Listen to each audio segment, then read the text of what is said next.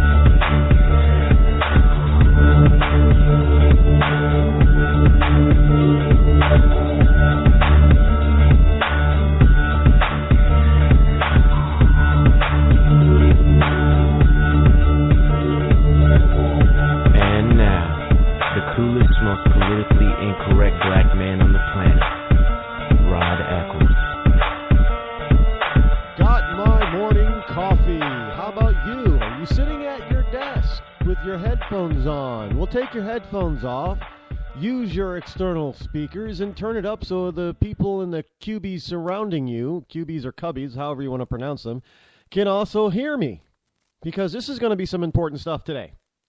That's right, it is going to be very important. Well, it's important every day, but good morning anyway as people get ready for Thursday.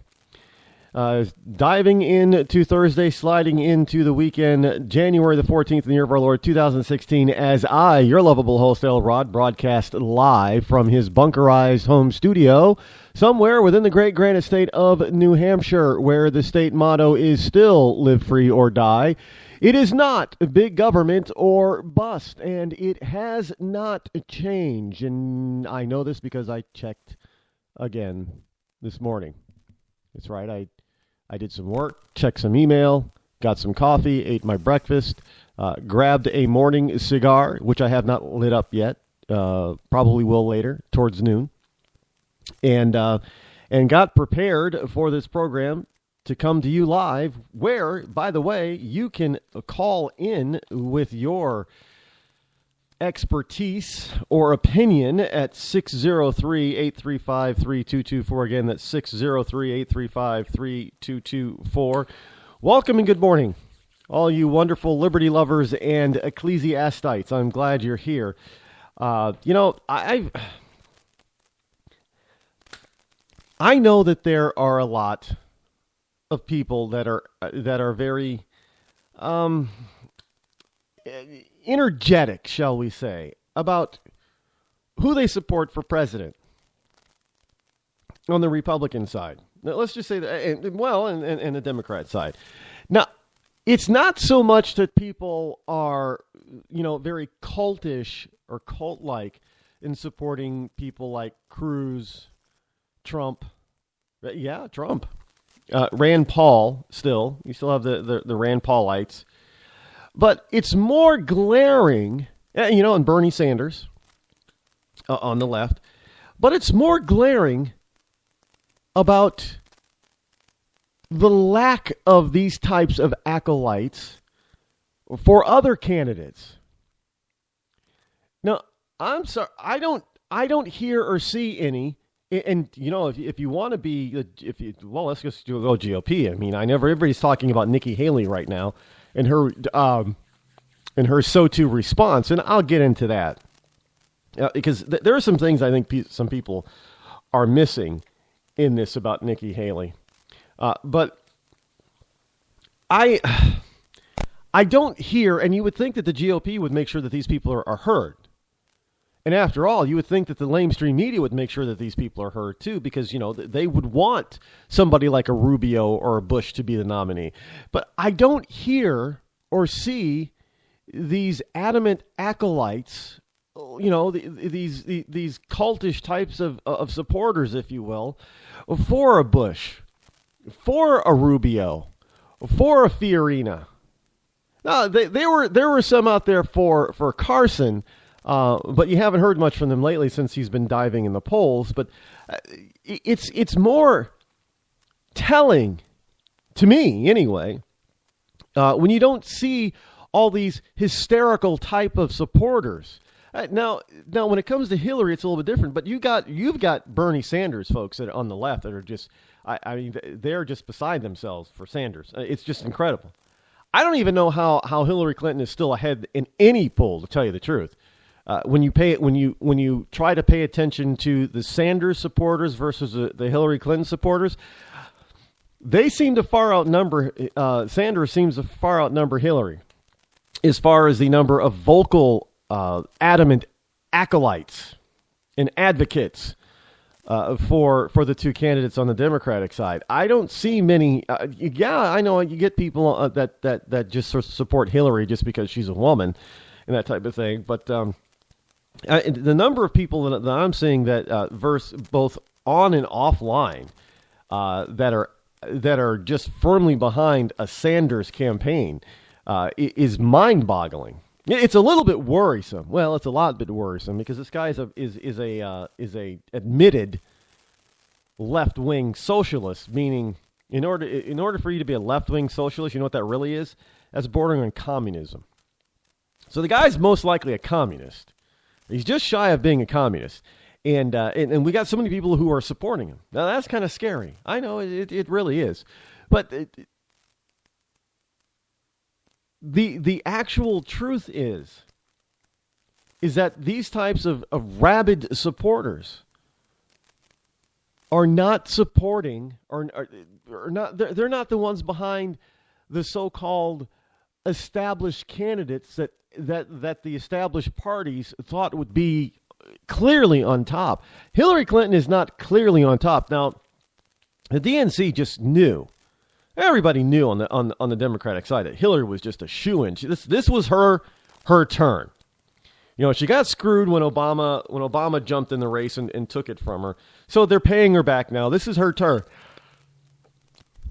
There was no question about it. The big fear of many Republicans a year ago was, you know, this was a lock for Jeb Bush on the Republican side. This was Jeb's, you know, to win or to lose. This was Jeb Bush's campaign or presidency to lose. You know, he's got the name, he's got the successful governorship record. He's got, you know, he's a governor of one of the largest, most populous states in the union. Yeah, he's a shoo-in. He's got the money behind him. Jeb Bush is it. Hillary Clinton is it.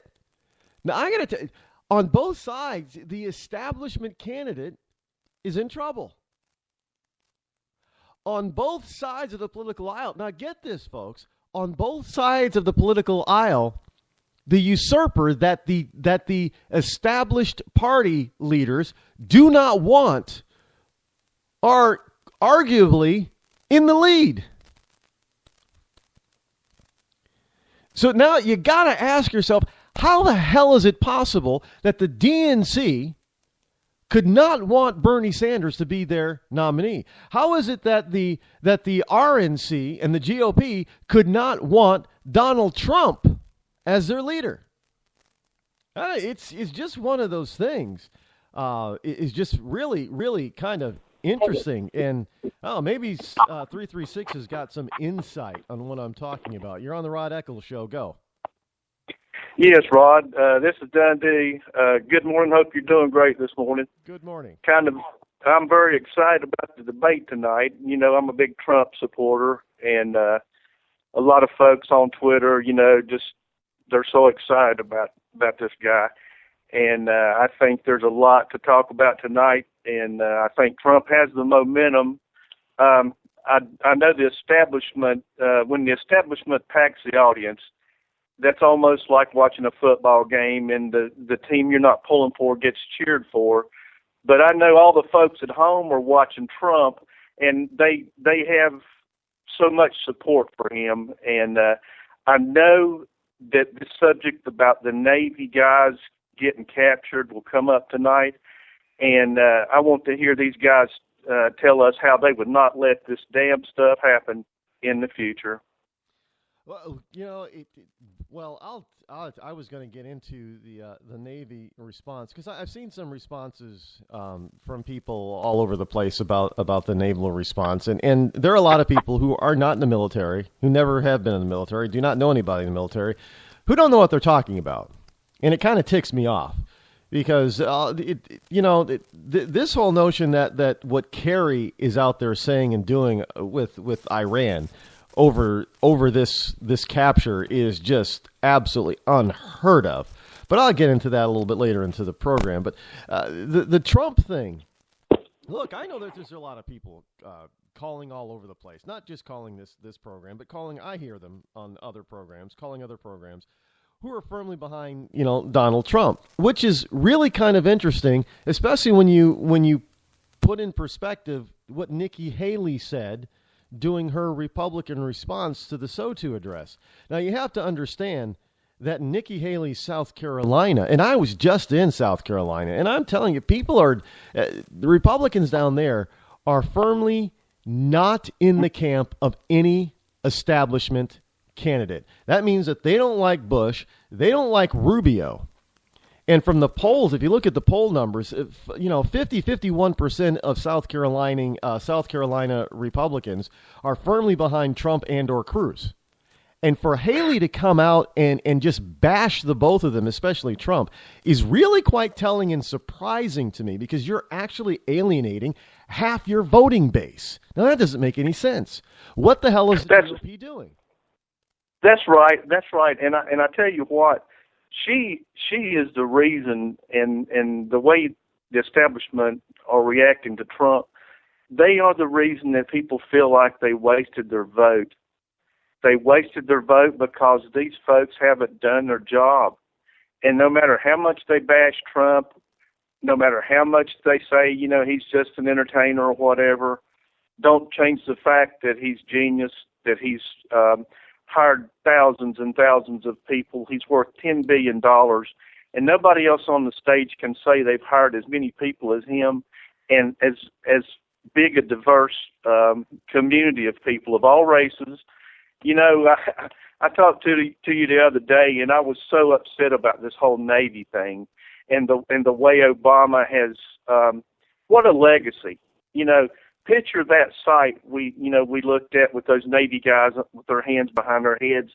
That to me is Obama's legacy, because it's the leader of those Navy guys, the commander-in-chief, that set that whole thing up anyway. He has put our military in such a weak position. We have a strong military, but I'll be damned if we can see it, because it's hidden behind his weakness. Oh, yeah, and that is. I'm not going to argue with you on that. That is absolutely true. Your military is only as strong as your leaders are. If you have terrible generals, it doesn't matter how strong or how good your military is. It's not going to do very well. And history has shown that there are nations that empires that should have won certain battles, but due to the lack of leadership and their stupid commanders in chief and emperors and potentates and all that kind of stuff, they lost terribly. That history is replete with those types of surprising defeats, and right. This is no different from today. You can't have an idiotic commander-in-chief who overrules, basically. No, I know people are commenting also on the Joint Chiefs of Staff and how they pretty much sat there during the SOTU address, stone-faced, with their hands in their laps. They look like, if you didn't know any better, you thought you were looking at the Supreme Court justices, who are known to always sit stoic. It's rare for the Supreme Court justices to respond in any emotional type of way to a SOTU. So I don't care who the president is; they just don't respond. They have to remain to appeal neutral. But you know, Rod, I'm trying to remember who. I'm sorry, I'm trying to remember who the guy was that shouted out in the Senate during Obama's speech and called him a liar. Oh, it was, Congressman, and I know who he is, and I can't remember his name at the top of my head. Thank you very much for proving that even I am fallible in the morning. well, I can't remember it either. It seems like his last name was Wilson, but I could be wrong. Anyway, no truer statement could have been made, and at the time he was bashed by everybody, of course. But we have been lied to. We've been lied to from the beginning. This guy, Obama, has not been a uniter with the American people. It's obvious. I mean, not even a uniter around the world. You know, the Middle East is just going crazy right now, and he's the this is his legacy. And Hillary can jump right in the same car with him and head down the road because their legacies are intertwined. And I don't know how this lady could become president is beyond me. I mean, and Bernie Sanders, he's just a joke. Why would we elect a socialist to our presidency is beyond me. Well, it's due to the fact it's a generational gap. I know, we call Bernie Sanders the grumpy old uncle from Vermont. And the man, what is he, like 74, 72? He's early 70s, early to mid 70s. He's an old guy. And again, I think that's also quite telling of the Democratic Party, because you have all these people that on the left that constantly argued the fact that the Republican Party is made up of a bunch of old white guys. And that's exactly who they throw up on the Democratic side. Well, maybe he's not so rich as far as what rich really is, but he's an old white guy. Right. And I think a big part of that, Rod, is the colleges now. There's so many liberal professors, and these young kids, that's what they're being taught in school. I mean, and when they come out, some of them, I'm not saying all, there's a lot of bright young people out there that are going to vote for Trump. And that's where I have a lot of belief. But there's, a lot of these kids coming out of college, they've already been taught, we climate change is our first priority, which we all want to take care of our country. But look, is one of your neighbors having their head chopped off, or being shot, or stores being robbed and looted? Does climate change come before that? I don't think so. Our families come first. Well, no, you have to understand now. There was just something that came out earlier this week that said due to climate change, at some point, mankind is going to do one of two things. Either we're going to develop webbed feet and webbed hands, or we're going to drown and die off. So climate change is going to force evolution to give mankind, humans, webbing in between their extremities. Look, when you have people that are so bent and twisted on a specific, they cannot see the world clearly because they have one agenda. And frankly, this is the clinical definition of unhealthy obsession. When you have and I'm sorry, but the same folks that are screaming climate change are the same folks that ride down the highway and throw their cigarette butts out the window. Well, I've seen it. I've seen a bumper sticker, a Bernie bumper sticker on the back of a car window, and the kids inside throw their cigarette butts out the window. So, let's get it right. Let's get it right. Let's do what we need to do to clean up the environment, but let's not put it the number one priority over our military, our safety, and our country. Well, look, the left is full of hypocrisy. They don't pay attention to the reality. It's all about feeling. It isn't about logic. But what I find interesting is that a lot of this feeling on the left is not for Hillary Clinton. And I know you got the lamestream media that's really pushing this and trying to make it sound like it's for Hillary. But I'm telling you, if you're paying attention to the reality of the public, the Democratic public seems to be firmly behind a Bernie Sanders. not Hillary Clinton. And that's right. Now, regardless of how you feel about Sanders and or Clinton, it really doesn't matter at this point. The point that I'm making is that we've got this massive movement behind outsider candidates from both parties. Now, people have to remember, now, Republicans, you got to remember this. Bernie Sanders, just in order to run for president, just rejoined the Democratic Party. He was an independent for years. He left the party. So you have to understand, this is a true outsider from the Democrats trying to come back into the fold in order to run for the presidency. But he's an outsider, much like Trump and Cruz are. And he's garnered. These two parties have to understand that the American people are sick and tired of the same old party-esque good old boy network. They're tired of the same candidates being foisted upon them. They don't want them anymore. And as far as the Republicans are concerned, they are missing the point when they've been handed over 1,300 seats from local to state to national offices since 2010, that they are saying on the inside GOP that we don't have the power, which is a bunch of BS, because you don't have a bunch of Americans voting out Democrats left and right if you don't have the right message.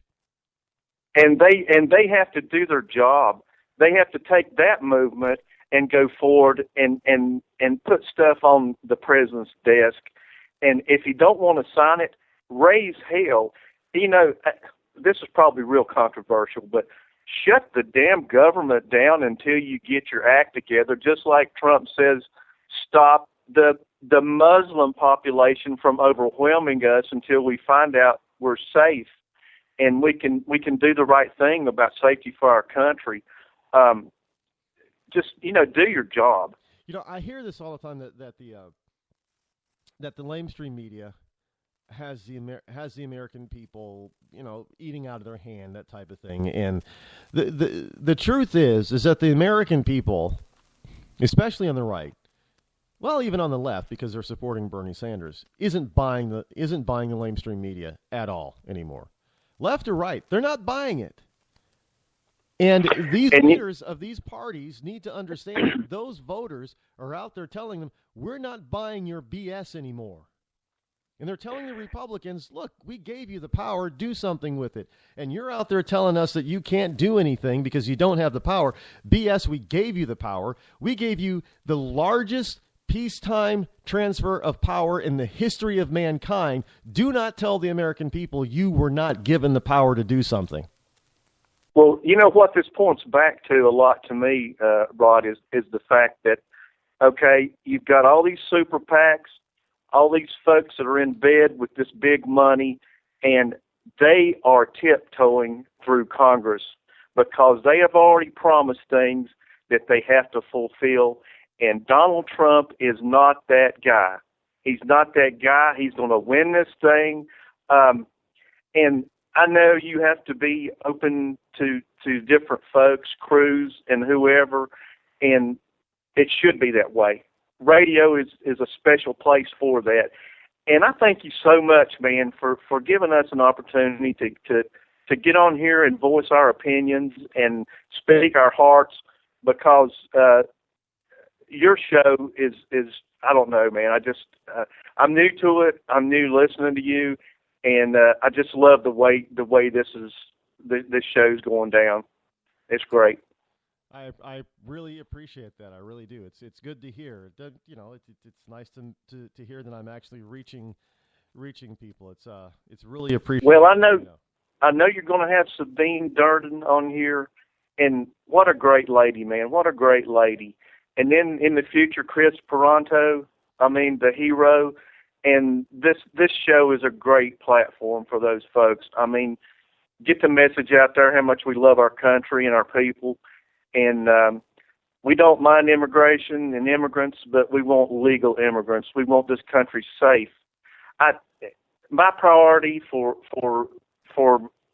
this United States is safety. Safety and a strong economy, and we got this thing licked. Yeah, I would have to agree. I would definitely have to agree. I do thank you for your call. Call back anytime, sir. It's always great to talk to you. Folks, we'll be right back.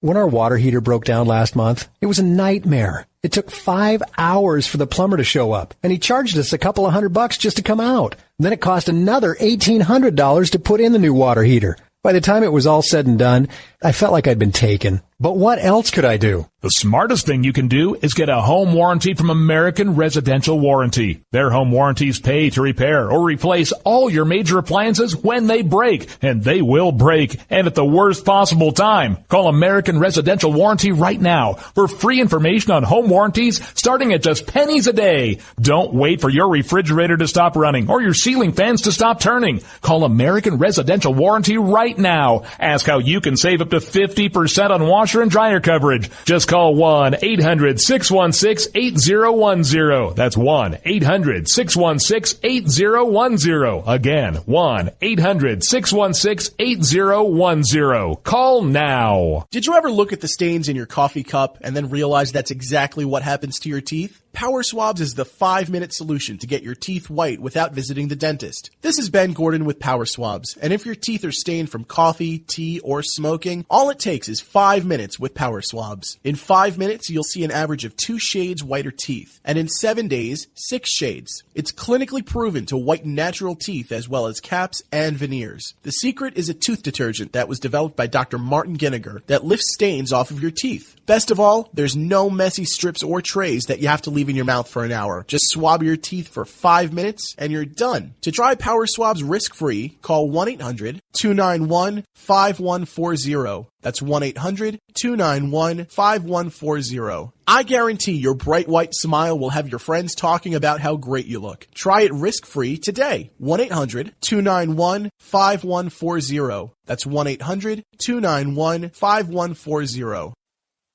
Tired of paying outrageous prices for Viagra? Well, we have great news for you. Now you can finally get Viagra at huge discounts. Healthy Man allows you to save up to $500 on Viagra. Why pay U.S. pharmacy prices of $15 per pill or more when you can get Viagra for less than $3 a pill? Call today and get 40 Viagra pills for only $99. This can cost as much as $600 at your local pharmacy. You can't afford not to call us. If you want Viagra at the lowest prices, never pay $15 a pill pharmacy prices again. Get Viagra for less than $3 a pill. Call 800-595-2614 today and save up to $500 and get 40 pills for just $99. Healthy Man is fast, easy, and affordable. Operators are waiting at 595-2614 to take your call now. Call 800-595-2614. That's 800-595-2614. Again, 800-595-2614. Start training for a new career in as little as 18 days. National EMS Institute's innovative boot camp program will train you for a new career. Learn to respond to emergency situations and become a certified EMT in just 18 days. National EMS Institute guarantees 100% job placement. Visit www.nationaleMSinstitute.com today to learn more about our 18-day boot camp. Or call us at 1-800-497-6732. NationalEMSinstitute.com.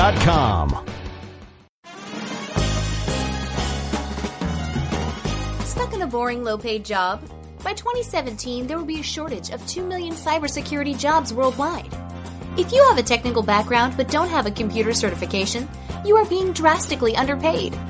In months, you could be qualified for a new job in information technology, making real money with real job security. A new career is just a few clicks away at thecodeoflearning.com.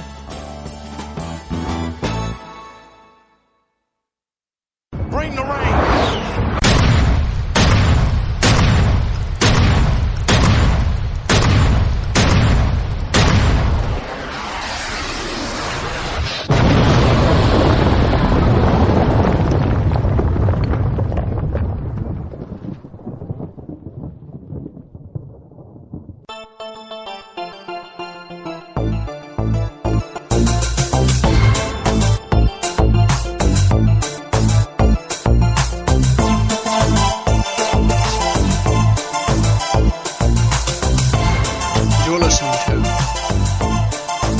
The Rod Eccles Show.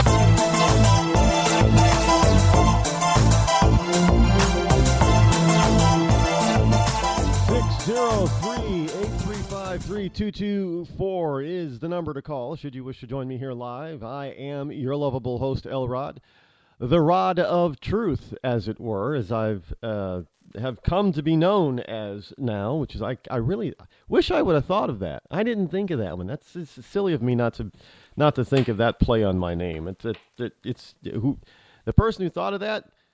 Kudos to you. Love it, because I love being truthful. The truth is that Donald Trump the guy got some news about Ted Cruz. I'll get into a little bit later that some of you Cruz people are not going to like. And no, just remember, I do like Cruz. I like Trump.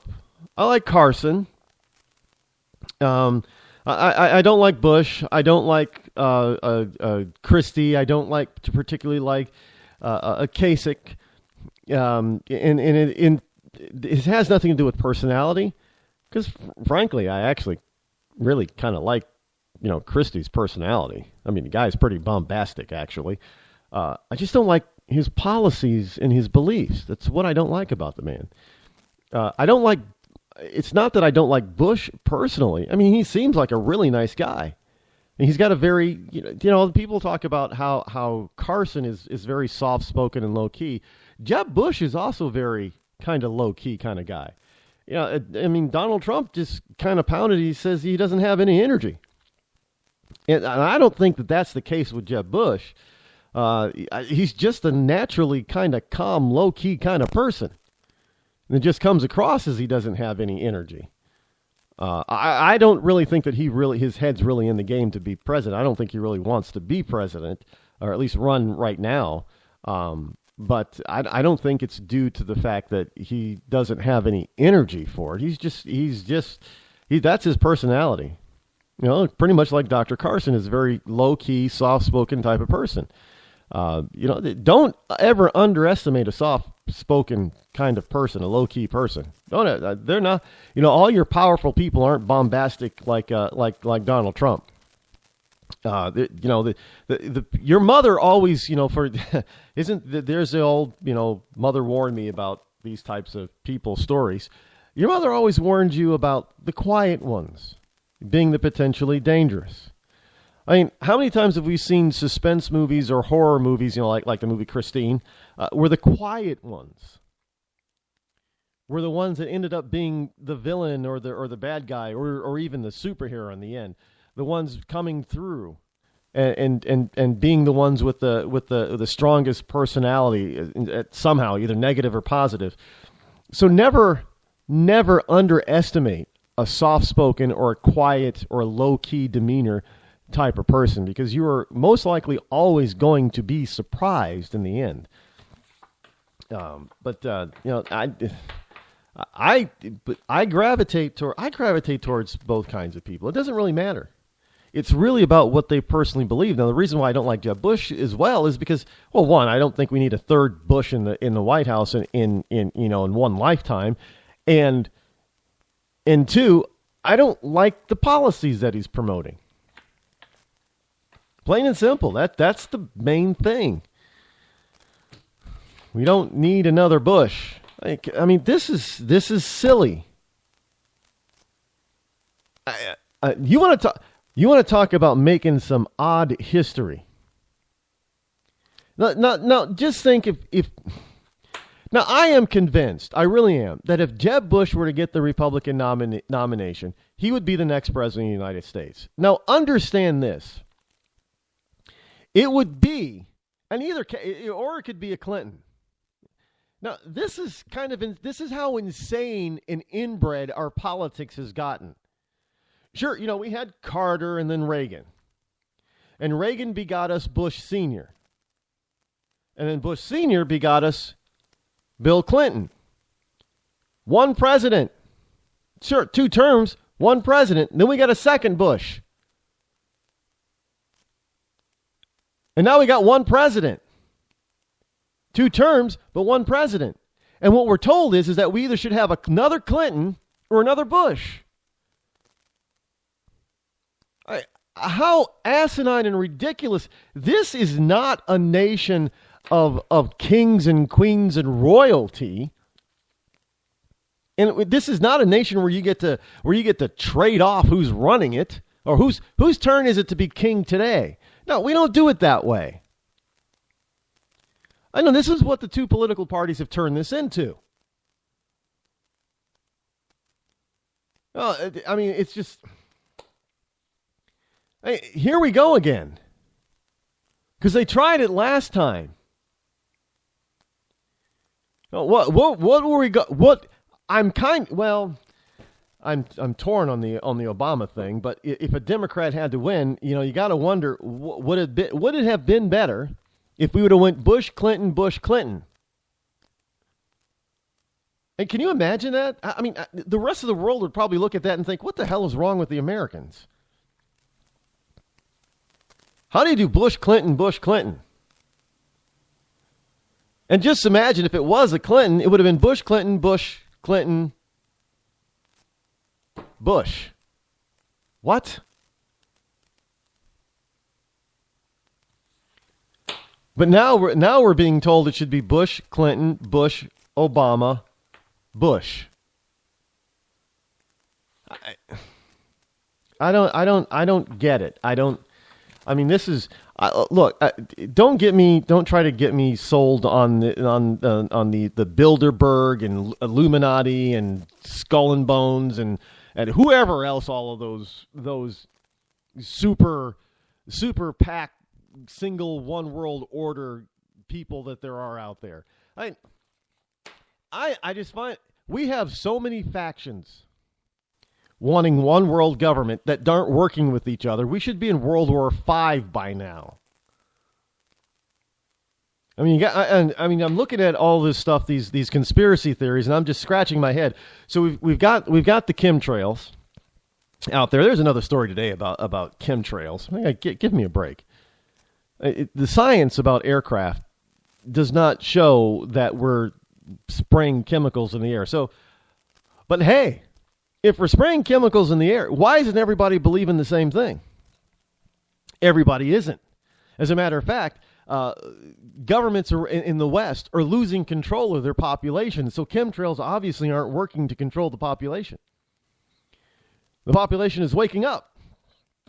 Europe, citizens of Europe, they're tired of their governments lying to them and forcing stuff down their throats now. They want change. They're tired of the Muslims coming in and overrunning their small towns and their small cities. They want change.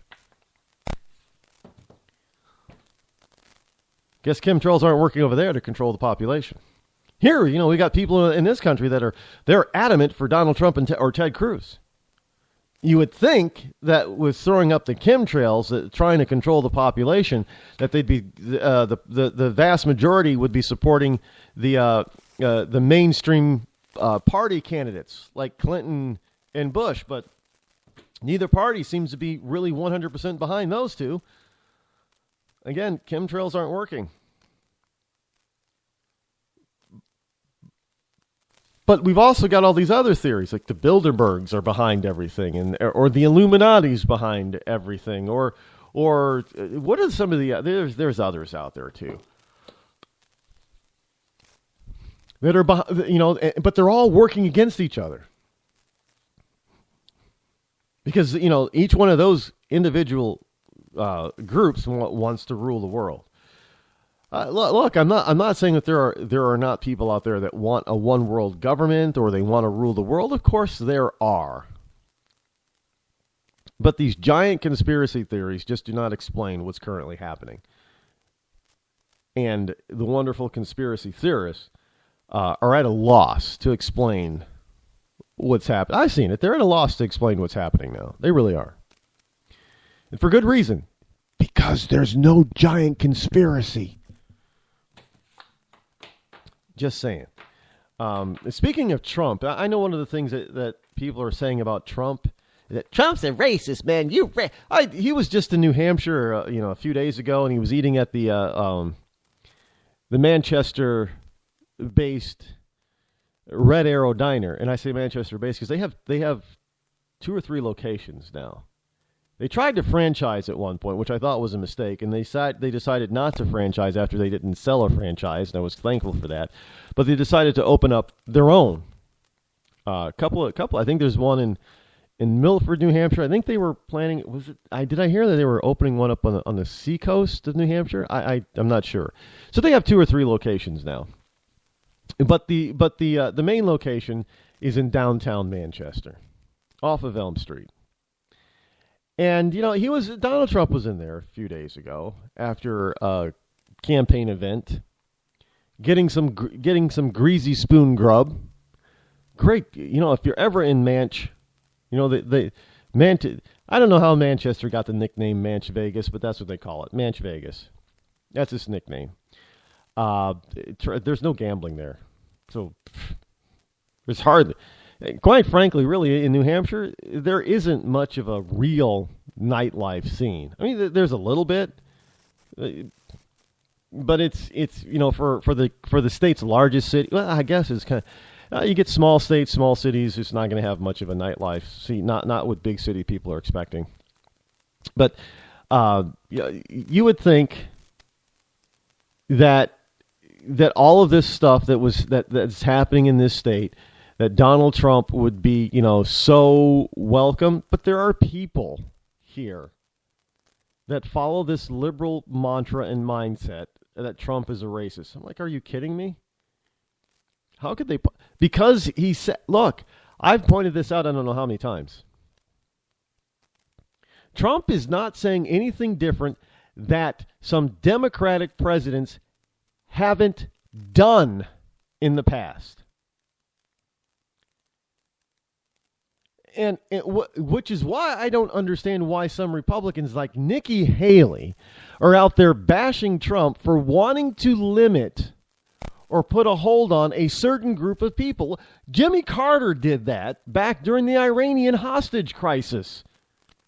In fact, Jimmy Carter booted some Iranians out of the country.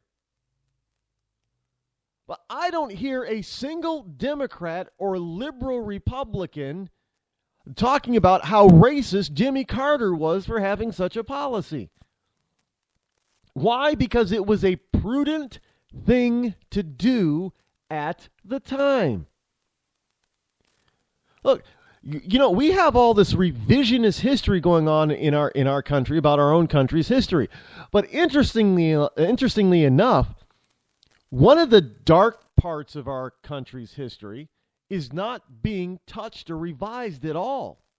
And that's the World War II Japanese American, Asian American internment. The liberals aren't touching that. Why? Because to some degree, keeping an eye on certain groups of Asian Americans at the time was prudent. Now, I'm looking back and thinking, well, maybe the best way to do it wasn't to round up every single Asian American, Japanese American in the country and put them in internment camps. That's kind of unconstitutional, but it was wartime. But wanting to keep an eye on certain aspects of that community was very prudent. So why is it that Democrats can do something like that? As Donald Trump isn't talking about rounding up every Muslim or every Arab or every Syrian and putting them in an internment camp. But you would think that that's what he's calling for. But he isn't talking about anything differently than some of the Democrats have done in our nation's recent history. 951, you're on the Rod Eccles Show. What's on your mind? Go. Hello, 951. Well, I guess they don't want to talk. It's look, you've got, and now because he's saying that we should keep an eye on certain Muslims or certain Arabs, certain Persians. By the way, people are wondering, why is it that the Saudis and the Iranians are going after each other? It goes beyond being Shia, the different factions of Muslim. One being Shia and one being not. It really goes to the fact that Iranians are not really Arabic, they're Persian. The Saudis are really Arab or Moorish. They have been warring against each other far longer than Islam has been around. So the whole divide goes back farther than that. Look, those people have been at war with each other for centuries. Centuries before Muhammad. How do you think Muhammad actually came about? It wasn't because it was born out of a sense of peace and unification in the Middle East. He was born out of war. His beliefs were born out of war. Plain and simple. I mean, Arabs and Persians, they don't get along. They haven't gotten along for eons. So they kind of look, if you actually look at it, no, they really don't look a lot alike as far the ethnic diversity or the ethnic similarities are not there between Persians and Arabs.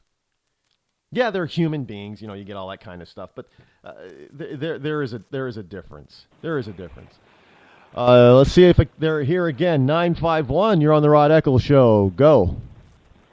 Good morning, Rod. My name is Sabina Durden, and I talked to one of your producers, Laura, previously. I lost my son to an illegal alien.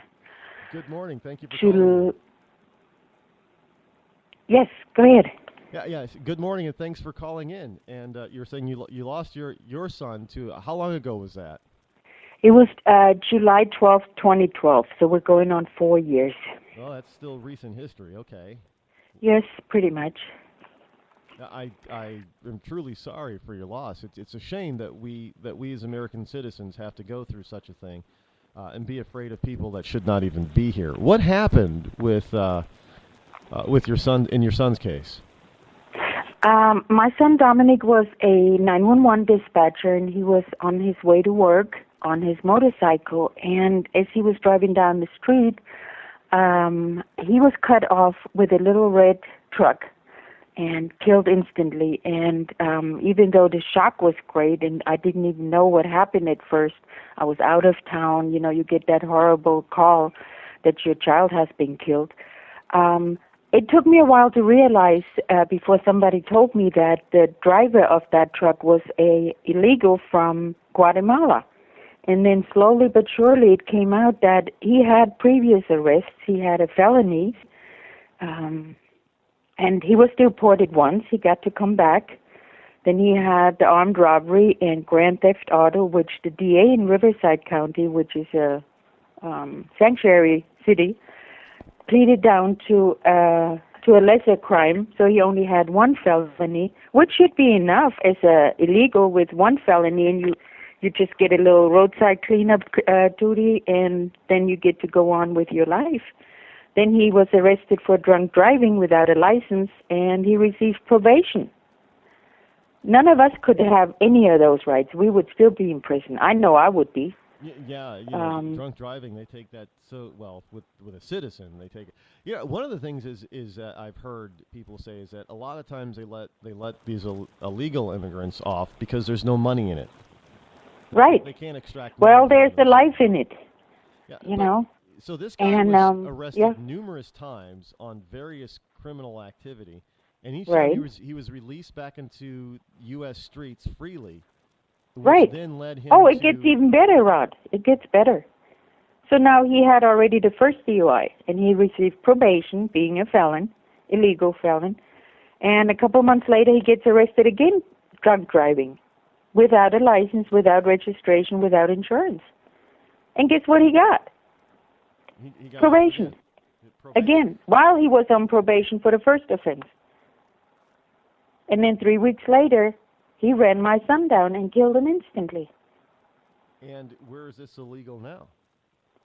Well, he was arrested. He was put on ice hold for a moment where he bailed out for $10,000 cash. He arrogantly came back. The DA told us and advised us while we were still going through the shock not to go to trial, but go, have a hearing. So we went in front of a traffic court judge who already had made a deal with this guy who came back and, no remorse, no nothing, never even said the word I'm sorry. Actually, he said God gives life, God takes life, and he was only on his way to work.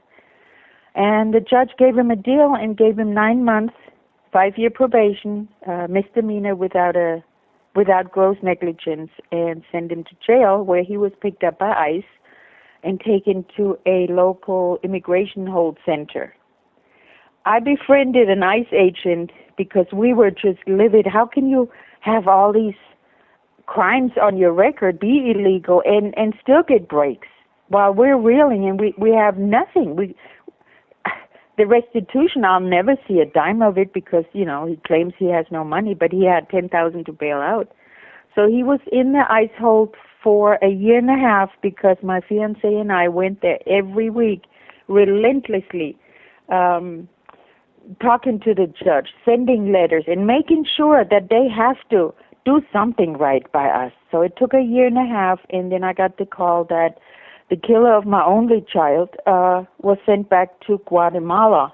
However, he has his family here in Riverside, so I'm sure I'm going to see him again in the news, in the paper, because I know he's going to hurt somebody else. Well, he'll probably be back. He'll probably cross over. Oh, he probably is back already. Oh, yeah.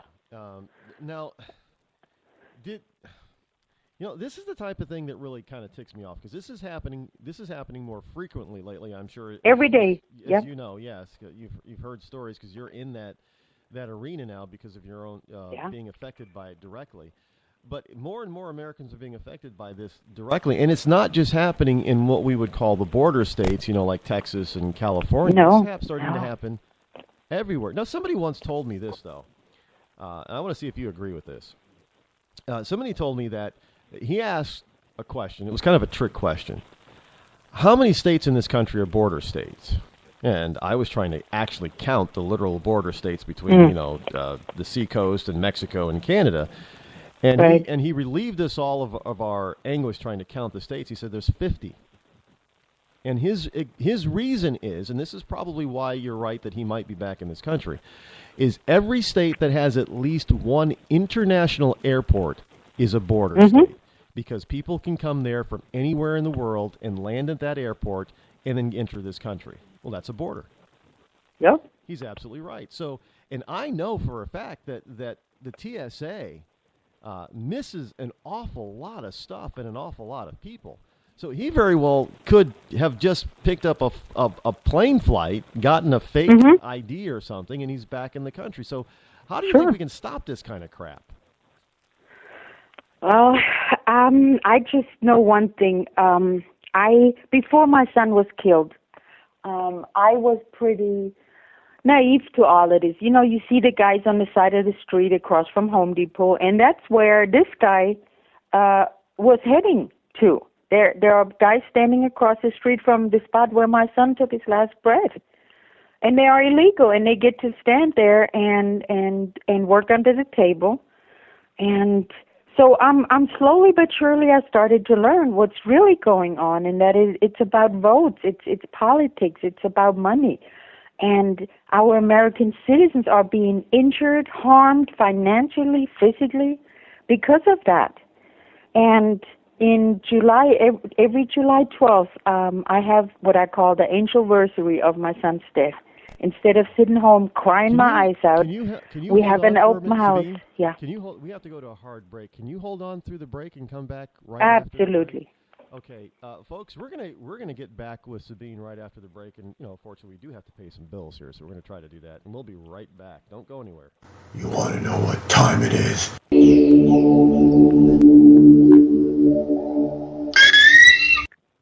Give a man a fish and you feed him for a day. Sign him up for the Box of Bait Club. Again, the Box of Bait Club is a brand new dream come true for every fisherman. Something new and different in your tackle box every month.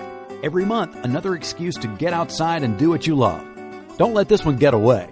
The Box of Bait Club is currently accepting a limited number of pre-orders with subscriptions starting at $39.95 per month. Find out more now. Log on to boxofbaitclub.com. I'm just so happy my father had a chance to see his kids before he passed. I just want to say thank you. When her father fell ill, the American Red Cross was able to help get Veronica's brother home from the Navy to speak to his father one last time. It's thanks to your donations that we can connect military families when they need it most. Please donate today at redcross.org.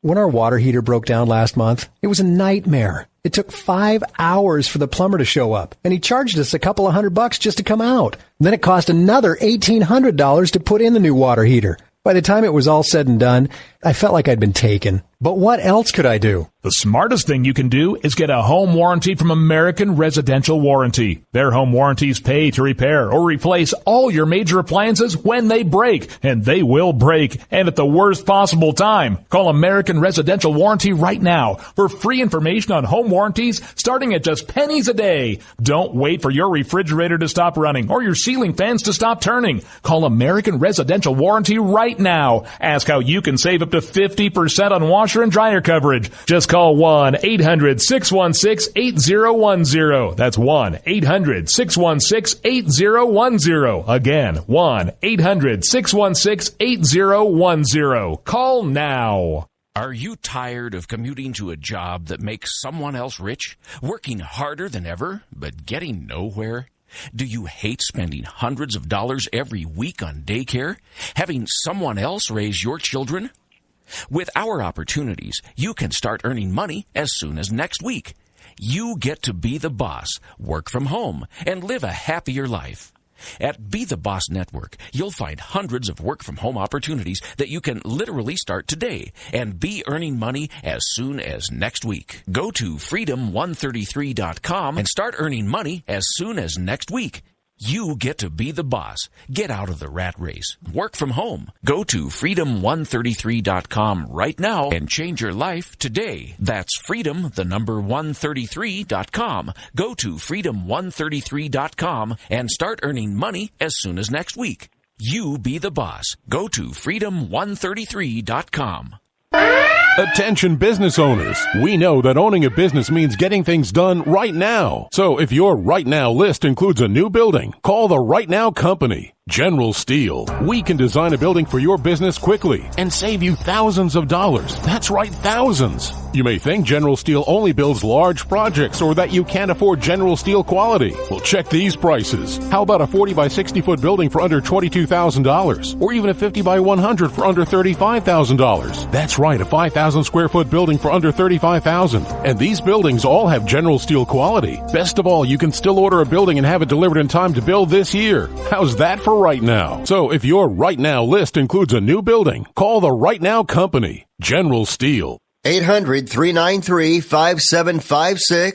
800-393-5756. 800-393-5756. That's 800-393-5756.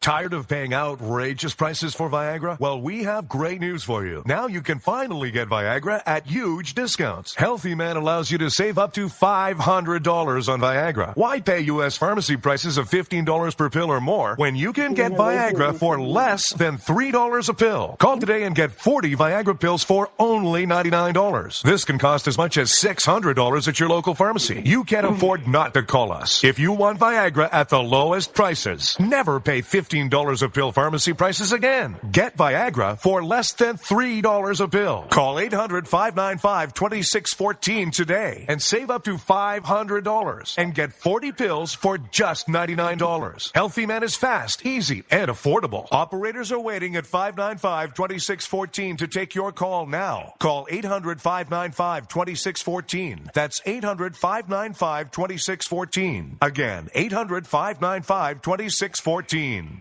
Boy, man, I had a rough night's sleep. Boy, I got a letter from the IRS yesterday, and I just couldn't sleep. Man, I'm dying here. Somebody help me. IRS problems affect more than just your finances. If you're ready to take back control of your life and you owe more than $10,000, you need to call the Tax Doctor. Their expert staff can immediately protect you from the IRS and state collectors and get you the best possible tax settlement guaranteed. The IRS has recently released new programs geared in helping struggling taxpayers, where you may qualify to settle your tax debt and wipe out up to 85% or more of what you currently owe. If you owe $10,000 or more in back taxes, call the Tax Doctor right now. See if you qualify to pay less. 800-989-1694. 800-989-1694.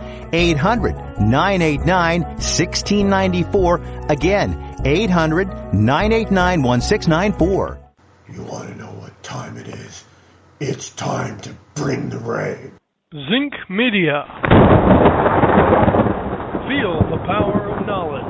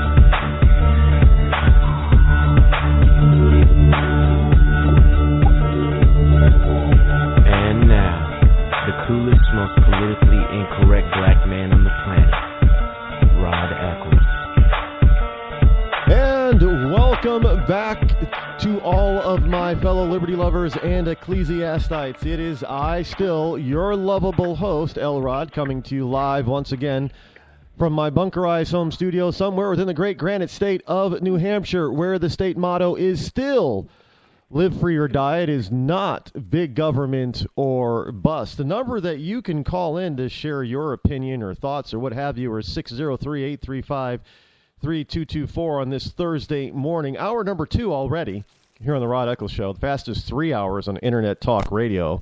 And it's also Thursday. Can't believe it's Thursday already.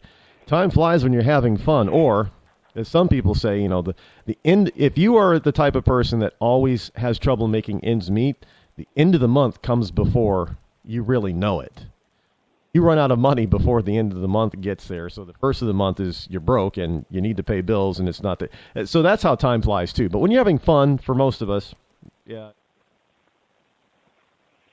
One of the things that is not fun, however, is talking about the subject that we were talking about before the last break. And on the line with me now, I have a mother. Her name is Sabine, and her son was. Now we've heard.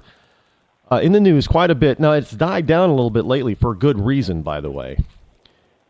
But we've heard over the past year or so the horror stories of having open borders and how dangerous and deadly it is to American citizens. Illegals crossing the border illegally, committing horrific crimes up to and including murdering citizens of this country.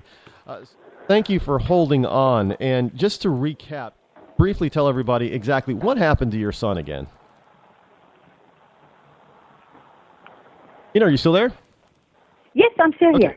Briefly, could you recap and tell us exactly what happened to your son again? On July 12, 2012, my only child, my best friend, my 30-year-old son, was on his way to work for the Riverside Sheriff's Dispatch Department 911 Center, and as he was riding his motorcycle down the street, he was cut off by an illegal from Guatemala with a long arrest record and killed instantly. The illegal had been arrested previous. He had a felony on his record. He had been deported previously, came back, had a DUI, which he received probation for, had a second DUI while he was on probation and received probation, and then 3 weeks later killed my child. He was remorseless. He had no feelings whatsoever. He was quite arrogant. Got to bail out of ICE hold, which we didn't even know is possible, for $10,000 cash. So he walked around while he was illegal with all this on his record, and now including killing a citizen. And the judge then made a deal with him, and if he pleads guilty to a misdemeanor without gross negligence, he will receive 9 months and 5-year probation. The guy served 35 days in jail. 35 days for killing my child after all what he's already done. However, he was in ICE hold, where I learned he would have been released out of the back door because it's overcrowded. And because my fiance and I went there every week to talk to the judge, send letters, and just be there to be seen so they would know that I'm not playing around. I demand justice for my boy. It took him 1.5 years after the killer of my child tried to get amnesty. And all of a sudden he could speak English. Before, he needed a special translator that cost extra tax dollars and so forth.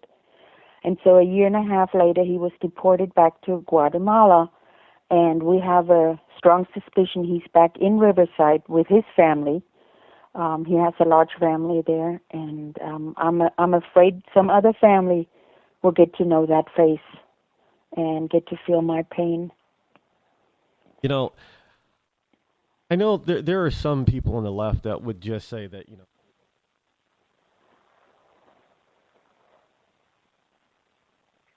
I have a couple of friends who are Guatemalan. They waited their turn and came here legally. Now, one of them is a nurse, and he's a little bit crazy, but he's a fun guy. He's a nut job, and you know, this is what I heard about Guatemala. Guatemalans are crazy, so I'm told. They're fun-loving. The ones that come here legally, they are not happy about their own countrymen who are here illegally, who get to have all this wonderful stuff.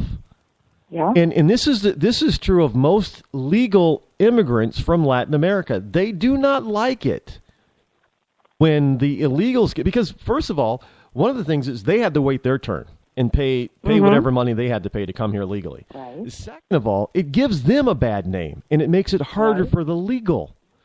But we have to understand that we're not arguing against immigration as a whole. We're talking about not at all. Because frankly, and Rod, since you said immigrant, I've been called a racist.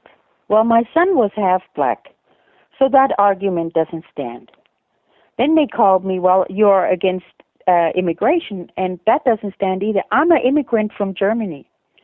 I'm a legal immigrant who had to go through extensive probing and prodding and testing and background check, and paid a lot of money to come to the United States. And Dominic's dad was a military member that I was married to. And even then I had to go through all of that.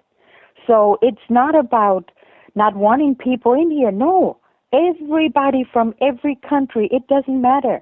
Welcome to the United States. This is a very generous country, but you have to do it the legal way. Wait. No matter what your circumstances are, you got to come legal. Now, Sabine, you're a German national. Yes. Came here legally, and you were married to a U.S. military member. Right. And you still had to go through all of that. Oh, yes. Many hours and days and lots of money. And to get my legal alien card. Yet we just had a terrorist attack in Southern California, San Bernardino, where the Muslim basically got his wife into this. Even though knowing where she originated from was enough to cause concern and to check her out, but because she was married to him or getting married to him, she was very little question.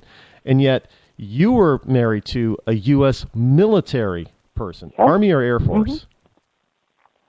Was your husband? Was he Army or Air Force? He was Army. Yeah, was my ex-husband. Yeah. So you were married to Army member of the United States military, you had to go through all of that. And now you are being called a racist, even though your ex-husband was black, son is half black, and you're being called a hate monger to immigrants, even though you're a legal immigrant. Right. And these are the only arguments that the left has against Pretty you, much. what you're saying? Yeah, and then I hear, well, my son could have been killed by an American.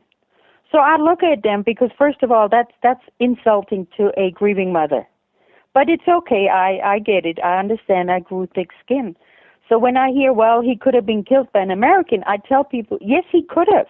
Absolutely. But he wasn't. Okay, now what? He was not killed by an American, and he was killed by somebody who was not supposed to be here. So my chances of still having my best friend around would be high if this guy would have been deported and kept out of here, or never even been able to come in here illegally. Yeah, there would have been a lot of people who would have been saved a lot of grief from this guy's crimes if he had not been able to come here, or if he had not been able to get into this country illegally. Right. And not only this just goes to the point that there are people that have gotten here illegally. They have been caught. They have been deported, and they come back and they get caught again. They, 3, 4, 5 times they're deported, and they come back and they finally do some real damage to an American citizen, where the press finally gets a hold of it. The San Francisco girl, the Texas girl, the Arizona guy, all these people that were killed by illegal aliens who were arrested for other crimes previous and always let go. And we might add, all this has happened in the last 7 or 8 years. Oh yeah, and it's now that I'm in this. I call it a club nobody wants to belong to. I am learning of so many horrific stories that never made the news, that will never make the news. And people are being harmed. I'm getting emails now and text and so forth from family members this lady whose son was beaten up brutally by 3 illegals who escaped. He had reconstructive surgery 3 times in his face. 5 years ago, he has not left his house. He's a recluse now. He's afraid of living life. He's 25 years old. The woman never got any justice for her child. Nobody ever heard this story. It's not just illegal aliens that are criminals. It's the ones that people say, oh, they're just here to support their families. Well, tell that to Don Rosenberg, my friend who reached out to me right after it happened, whose son, Drew, was killed in San Francisco, where Kate Steinle was killed. He was hit on his motorcycle by an illegal alien who drove without a license to take his kids to kindergarten. Well, the guy never had a criminal record, so when people say, well, let the good ones stay here. Well, do we have to wait until something happens before they turn bad? There are no good and bad illegals. Illegal is illegal no matter how you slice it, how you want to paint it, if you want to put the face of children or grandmothers on it. If you are here illegal, you got to go. You have to come back the legal way. It just, we can't afford this anymore. And then as long as we give out all these freebies, from welfare to whatever else, and driver licenses to illegals, it will never stop. They're always going to come. Of course, I would too.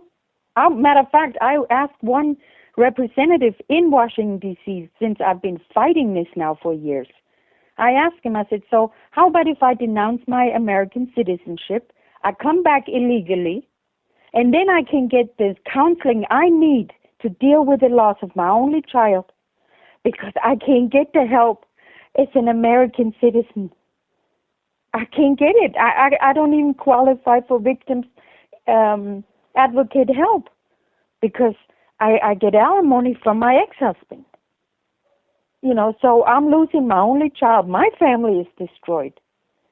My family we can't Skype, we can't talk. I will never be a grandmother. I will never be a mother-in-law. And I'm kicked in the face every time I need help. So people wonder sometimes why we who've been victims get angry or disappointed with our government. Well, folks, I mean, this is the reality of what's going on in our country. And, you know, what has happened to Sabine, frankly, shouldn't happen to another American family, another American citizen ever again. Sabine, how can people help you? Well, basically, it's really helping ourselves. But how can people get in touch with you or help you with your cause to try to shut these borders down? Well, I have a website. It's called DomHugs, DOMHUGS, DomHugs, and I blog on there. I tell Dominic's story. There are pictures on there. He was such an extraordinary young man that had so much promise. He was volunteer of the year for our city, and he was a pilot. He was just an awesome guy. People can reach out. I'm on Twitter, Sabine Durden, Facebook. Just tell the story. Tell and wake up. Wake up, because it's happening everywhere. I'm telling people, do not hire anybody across the street from Home Depot because they can do it cheaper. You are risking a lot, and you encouraging this kind of behavior. There are little things people can do and finally wake up, because it can hit them at any given moment. Because this happens, 20 to 25 people daily in the United States get killed by an illegal alien. The media doesn't talk about it. The media doesn't even want to call them illegal aliens. They want to call them undocumented future citizens and paint it real pretty. Rod, since my son's death, I've been at it, and I've never been hurt. I've been to Washington, D.C. in 2013, and I testified in front of Trey Gowdy in a judiciary hearing, sharing Dominic's story. I walked out of that building in Washington, D.C. There were no cameras. There was nothing. It took poor Kate Steinle's death, and I talked to her mom probably about every week. It took her death for the media finally, they had no other choice to talk about it. And then shortly after that, Donald Trump spoke out and said what he said. And people were all upset about his tone, and I was at home cheering, screaming, hollering at the TV because I knew the silence of this issue was finally over, because Donald Trump just came in like an avalanche. And he said something that many of us were thinking, but were afraid to say out loud, or were never quoted by any media. My story was told at first when people thought it was just a drunk driver. But then they faded away. They didn't want to talk to me because they realized I talked about something very uncomfortable. So with Mr. Donald Trump speaking out, and then a few days later, 2 days before Dominic's death anniversary, as I call it, he invited a few of us victims to L.A., and we met with him. And it was one of the most amazing meetings I've ever been to. He sat in a room with us, 5 families, and had us share our loved ones and what happened to us, and then gave us the chance to tell the media because they were there for him. And I got to share, along with other families, Dominic's story. And the minute we left the Beverly Hills, the Beverly Wilshire Hotel, media was all over us. CNN called and sent a car for interview, and so then all of a sudden we were being heard. So Mr. Trump has become my personal hero, because without him, this issue would still be swept under the rug. You know, actually, I'm hearing a lot of these anecdotal stories about the selflessness of Donald Trump more and more, and of course, you know, the narrative is Donald Trump is this arrogant of usurper and troublemaker. But you know, you got to ask, who are the real usurpers and troublemakers? And it's the people who are not. Look, we've got laws in the books against illegal immigration. Exactly. And we have people in our government who are not following the laws. that are currently on the books.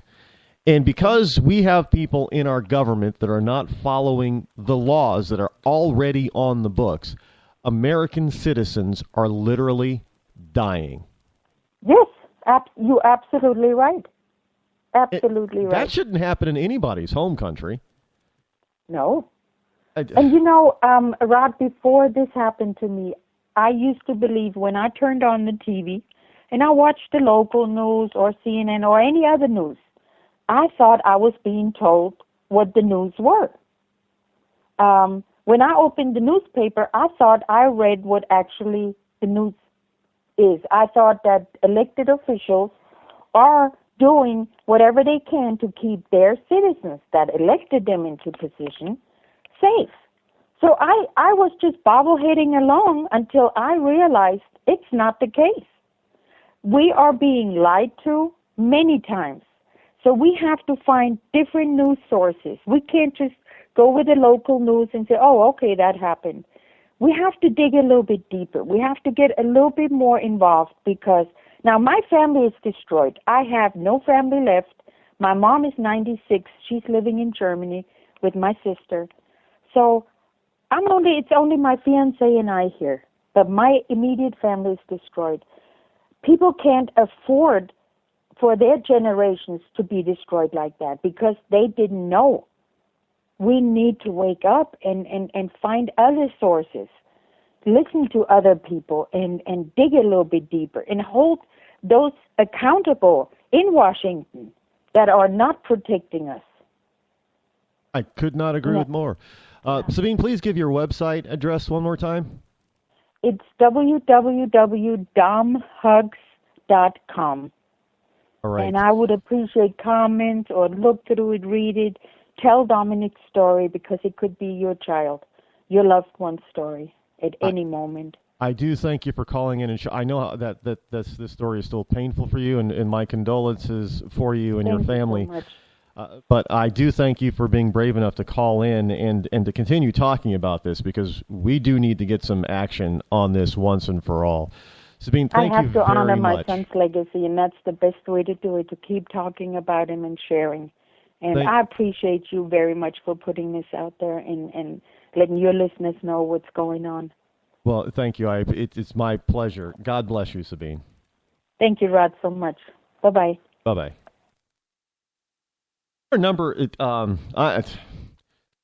the people, I'm sure that there were probably people that were trying to just call in to probably voice their opinion or their stories too. So if you were out, if you because I was enthralled with Sabine and I really wanted to get her story out there. So if you called and I did not put you on the air, please call back 603-835-3224. This is something that just should not happen in any country. And indeed, for the most part, it doesn't happen in any country. But there is this, for whatever reason, in certain countries, there is this aspect of you can be, legal and you can be harsh and you can be firm on everyone else except a particular segment of the population. In Europe, don't ever try to get into most European countries illegally. Don't ever try to say that you're there for political asylum and all that kind of stuff, unless you're Muslim. Now all of a sudden, that's a different story. In this country, don't you dare try to do stuff that is illegal, especially if you're a citizen or you're a legal immigrant. This government will throw the book at you. But all of a sudden, if you're an illegal immigrant from a Latin country, oh, well, now, you're not illegal. You're an undocumented worker or an undocumented citizen, just like Sabine said. If you're a Muslim, we can't say that, a Muslim, Islam is a religion of peace and that all Muslims, we can't say all Muslims are terrorists. And we can't prevent Muslims from coming to the United States until we can figure out who's a terrorist and who's not, because that would be racist. But we can prevent others from coming here from Europe because, hey, you can't have You can't have Africans from certain African countries coming here because we don't know, that they might be illegal criminal or something back in Africa. That we can't have them here, but we can let Muslims in. We have this group of people that are deciding to pick who and who should be who in this country. And I'm telling you, that has got to stop. We'll be back.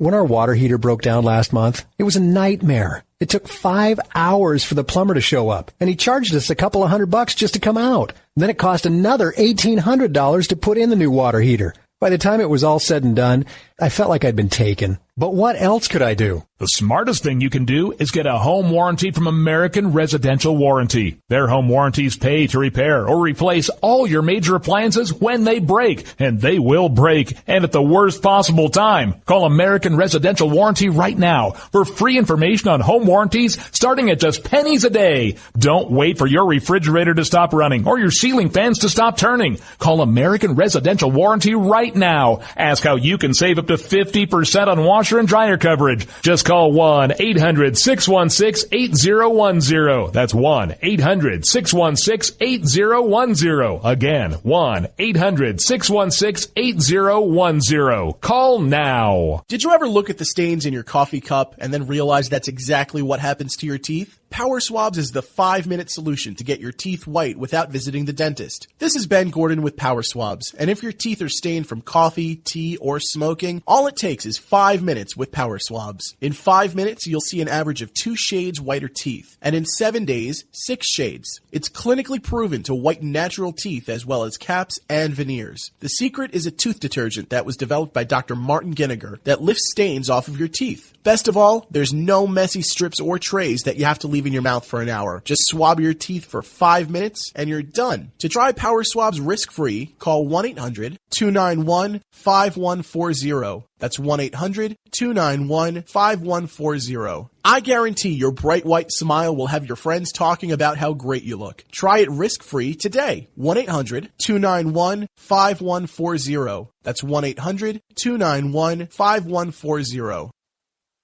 Tired of paying outrageous prices for Viagra? Well, we have great news for you. Now you can finally get Viagra at huge discounts. Healthy Man allows you to save up to $500 on Viagra. Why pay U.S. pharmacy prices of $15 per pill or more when you can get Viagra for less than $3 a pill? Call today and get 40 Viagra pills for only $99. This can cost as much as $600 at your local pharmacy. You can't afford not to call us. If you want Viagra at the lowest prices, never pay $15 a pill pharmacy prices again. Get Viagra for less than $3 a pill. Call 800-595-2614 today and save up to $500 and get 40 pills for just $99. Healthy Man is fast, easy, and affordable. Operators are waiting at 595-2614 to take your call now. Call 800-595-2614. That's 800-595-2614. Again, 800-595-2614.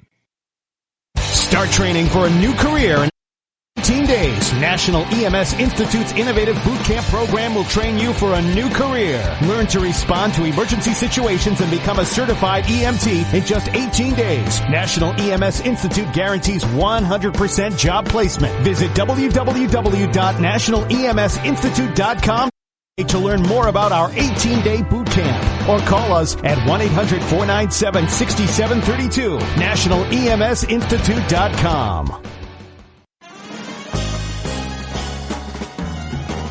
Stuck in a boring, low-paid job? By 2017, there will be a shortage of 2 million cybersecurity jobs worldwide. If you have a technical background but don't have a computer certification, you're being drastically underpaid. In months, you could be qualified for a new job in information technology, making real money with real job security. A new career is just a few clicks away at thecodeoflearning.com. Bring the rain.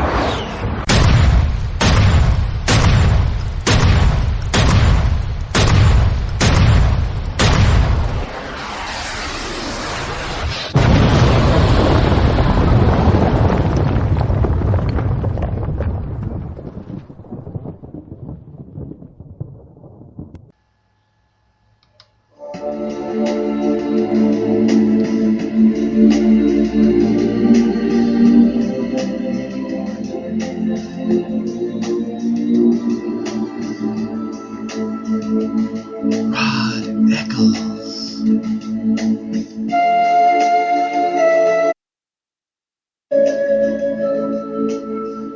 we are back. 603-835-3224. Once again, I want to thank Sabine for calling in and sharing her story. Before I get into my next story, let's hit the phones right away, because I know there are people out there who want to probably weigh in on a number of the stories that we've been talking about. 817, you're on the Rod Eccles Show. Go. Hi, I'm Sammy, and I live in Texas, and I'm supporting Donald Trump for president. I have from the start, and I can't wait for him to get into office. Hi, Sammy from Texas. And why are you behind Donald Trump? Now, understand there are a lot of people, obviously, behind the Donald. I happen to like him, love him as a businessman. I followed his business career since the mid '80s, and I think he's a brilliant businessman. But why do you support him making this transition from business to politics? I like him because he's not a politician. I like him because he says it like it is. And I like him because so far he hasn't lied to us, and I don't expect that he will. And I like the change that he's going to bring to our country. Now, a lot of people would say that would also be Ted Cruz, but Ted Cruz is more experienced in politics than Donald Trump. Now, frankly, trust me, I am not going down that aisle, because if you're dealing business internationally and dealing with foreign governments, you're dealing in politics as well. So, and Donald Trump is not a novice in that area, but he's not a professional politician, like you said. But because we have Cruz now, who's nipping at Donald's heels in some polls. So, what ways gives you more weight behind Trump instead of Cruz? I live in Texas, and Ted Cruz has been a senator in Texas for a good long while. I've read a lot about Cruz's father. I don't like the fact that he calls Cruz the anointed leader of our country. And heaven only knows we've had too much of the anointed ones in public office. The only reason that I started this to begin with is because my friend said that the country was being run by a machine. And I thought, she's not right. So I started looking into it, and then I started following Mr. Trump and realized that we are being run by a machine. I think that Mr. Trump is going to bring us out of the machine age and bring us back to where the people actually have a say. I already feel it. Now, do you find a lot of your friends and family are also supporting Trump? Everybody in my family is, and even salesmen that come to my door, they get the Trump story, and several have said, I like this. We're going to vote for Trump. And if they come in my house, they're going to hear about Mr. Trump. My neighbors, they all hear about Mr. Trump. So I believe that we've got a movement going here. Have you had a chance to actually meet Donald Trump yet? No, I haven't. Now, what is if you had to pick one particular plank on Donald Trump's platform that really got to you and spoke to you and said, this is the main reason for this guy, what is that? The main reason for this guy, I'm voting for president. Of course, there's a lot, but I think it's because he's not a politician. So he's anti-establishment, for one. He's anti-establishment, yes. And he doesn't sound like he's well-rehearsed and well-coached like most politicians. I like him because he's not coached, and because he's his own man. He wants to work for the people in the United States. He's not working for a party. Oh, he'd actually, party of choice doesn't even like him, so I guess he's not working for that party. Yeah, party of choice doesn't like him, and the other side doesn't like him. So I figure we've got our guy. Well, there you go. All right. So that's another vote in the corner of Donald Trump. Now, let me ask you, if this goes the distance and say Donald Trump does not get the nomination. Let's say Ted Cruz or Marco Rubio even gets the nomination. Will you then back whoever that Republican nominee is? No, not particularly. I wouldn't. You wouldn't vote for eventual nominee? I wouldn't vote for Ted Cruz. I wouldn't vote for Marco Rubio. And at this point, I don't have another choice other than Donald Trump. You don't have a second in line, so it's Trump. No, I don't. Trump or nothing. Trump or nothing. Now, what if the same thing happens in 2016 that happened in 2012, where a bunch of people who, a lot of people didn't want Romney, so they didn't vote for him, and Obama won by a measly 4 million votes? What if that happened? Yeah, I would feel really bad. But I know that Trump is going to be our next president. I'm that secure in what I'm hearing from him. All right, I appreciate your call. Look, I like the Donald. Yeah, I know you do. I do too. And I think he's going I to like be our Cruz. president. I like Cruz. I like, as I said, I like Carson. And there, I like a couple of others too. Some of them have already gotten out of the race, unfortunately. But we have what we have right now. But yeah, I'm glad to hear why people specifically like a particular. Now, if there's Actually, go ahead. I haven't made a second choice yet because I'm that confident that Trump's going to be our president. If it came down to having to make a second choice, I would make that choice then and not now. And certainly I would not vote just because. I think you made a good point. We do need to vote, but I think that Trump's going to be our president. Kind of hope we have somebody that moderates in the. Yes. That sounds like it might be Trump. To some degree, it sounds like it might be moderates, at least. I don't know about blue. I think we're losing each other. I think the Blue Dog Democrats might not be that behind Cruz as they are like they are behind Trump, but the moderates surely like Cruz, and the moderates like Trump. So, you might be right. It might be to the chagrin of the Republican establishment. We just might get a candidate for the first time in a very long time that the American people actually want and voted for. So I hope that happens. I really do. Thank you for the call. Go ahead. Okay. Thank you for the call too, Steve. We'll talk to you later. Thank you. Bye-bye. Bye. Well, there you have another Trump supporter. We have, people who are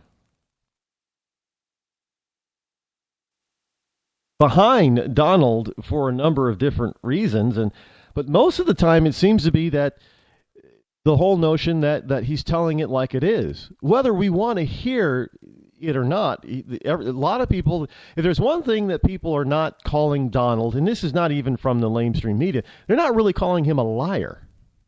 Now that's interesting. So there's what people like about Donald is that he's telling it like it is. That is the common theme.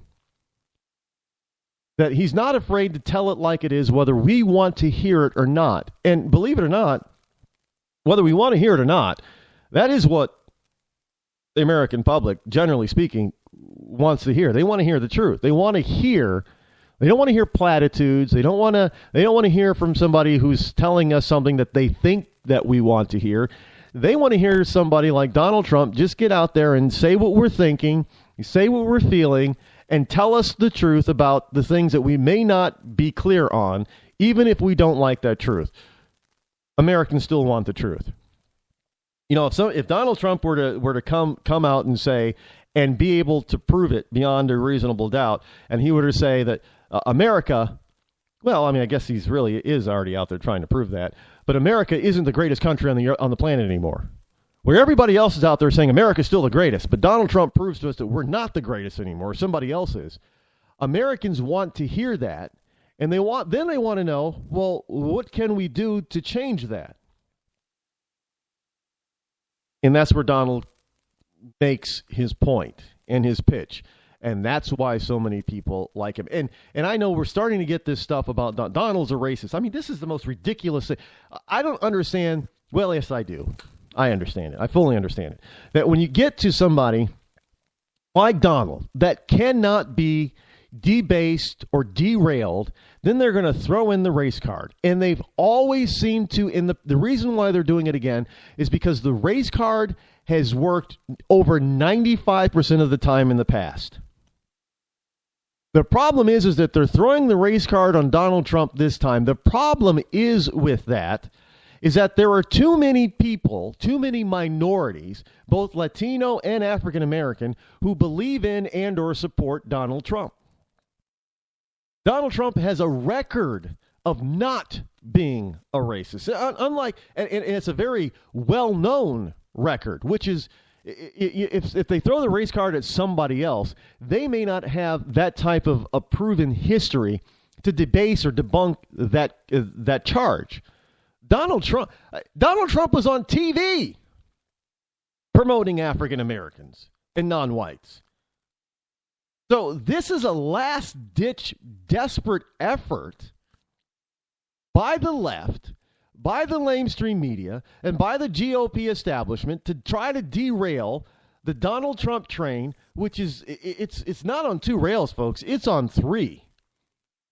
And these rails, it's like a roller coaster. They're locked down to the rails, and nobody can seem to derail it. And look, I bring up this whole racism thing. You know, he's a racist because this is all the left has. Donald Trump says, well, we need to stop certain Muslims from coming into the country until we can figure out how to vet them, to make sure we're only truly letting in those people who are going to love this country, who are going to contribute to society here, and not letting people who are going to be potential or definitely deadly to the American citizen. And for that, he's being called a racist. But that is the most stupid and asinine thing to possibly say, considering that these leftists who hate Donald Trump, who are saying this, their own favored people, their own favorite historical people have done the same thing or worse, and they do not debase any of them. FDR, even JFK, although we know JFK would not be a Democrat today. He would not make it in the Democratic Party. And for those of you in Rush Limbaugh's rear end, JFK stands for John Fitzgerald Kennedy, John F. Kennedy. He's too conservative for the left today. He really is. I think Jimmy Carter would have a hard time being a mainstream Democrat today. As bad as a president as he was, I mean, the man wasn't stupid. He was just incompetent. That's all. His heart was in the right place. I'll give Jimmy Carter that. His heart was in the right place. And just about everybody will say that about Jimmy Carter. His heart was in the right place, but he was just a peanut farmer from Georgia that was in over his head. He was incompetent for the position. That's it. That's what made him bad. That's it. He had the wrong political view. He was just inept. But he didn't hate this country. He wasn't in it for himself. Indeed, there's nobody who could possibly tell me that they believe that Jimmy Carter became president just so he could get rich. He was in it for himself. If you look at his presidency, it wasn't about him. Yes, he was a terrible president, but it wasn't about him. Bill Clinton was having too much fun. It was kind of about him. But make no mistake about it, this current president, Barack Obama, it's all about him. About him. You cannot say that about Donald Trump. It's not. I know he's bombastic. He seems arrogant. He may be a little bit. Yeah, look, you don't get to be in a position that Donald Trump is in, have the name that Trump has the brand that Trump has by being this completely total humble person. It's just, it doesn't fit the type of position that Donald Trump holds. Yeah, look, nobody who runs for president is all that humble in my book. I mean, because you think that you're the best person for the job to lead 300 million people. That takes a little bit of arrogance, at least. It just comes with the territory. It does. And unless people are writing your name in, or they are shouting so loud that you can't ignore them anymore, if you freely just decide you're going to jump into the political race like this, there's very little humility in you. But just because there's no humility in you does not mean that for some reason somehow you're a racist. And I bring this up because Breitbart is reporting that a reverend by the name of Jesse Lee Peterson, who happens to be the author of The Antidote, Healing America from the Poison of Hate, Blame, and Victimhood, he calls Obama a great seducer and the greatest liar that he has seen in his lifetime. And his response to Obama's State of the Union address tells people that he's a great seducer and the greatest liar that I've seen in my lifetime. And quite frankly, he's not wrong. He's absolutely right. And he said Donald Trump is not a racist. And well, depending on the poll that you see, 25 to 28% of African Americans will have to say, because they support him, Donald Trump is not a racist. Now, I'm part African American. I do not believe Donald Trump's a racist. There are Latinos out there, a lot of them, and they're showing up. You're not seeing them in the pictures, most of them in the pictures on the news, because they want you to think that Latinos are not supporting Donald Trump. The reality is that Latinos are also supporting Trump in droves. They obviously don't think he's a racist. Now, of course, you're going to get people like CARE, the Muslims who think, I don't know why you would pay attention to somebody who is not a citizen of this country, who wants to come to this country, when we say, well, we're going to just put a hold and stop, temporary hold until we can figure out who you are, till we can figure out how to vet you properly. Now, we just heard Sabine that, even though she was married to a member of the United States Army, she had to go through an extensive process to get and spend a lot of money to get here and become a citizen. And yet we're just supposed to open our and we're talking about a German here. And let's face it, Germans are considered to be an ally of the United States. There's very few people that would be considered dangerous to the United States who are German citizens. There's an awful lot of Muslims and Islamists who are considered to be dangerous to the United States, but we're supposed to just let these people in willy-nilly. How does that make any sense?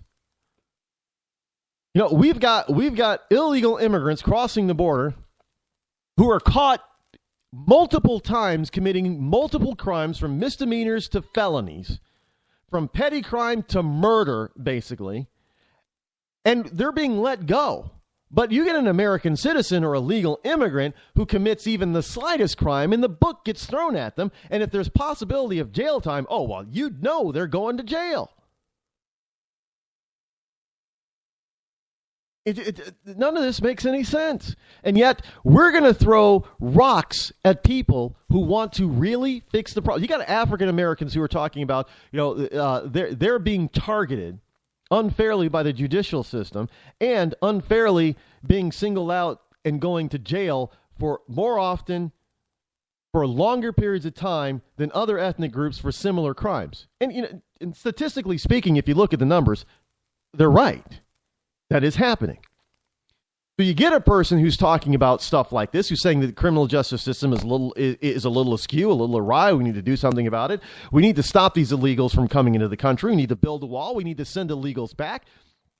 We need to protect the American people and American borders. We need to keep, the potential terrorists from entering the country. So we need to put a hold on certain groups of immigrating to this country till we can figure out how to vet them to let the legal ones here who are actually going to contribute.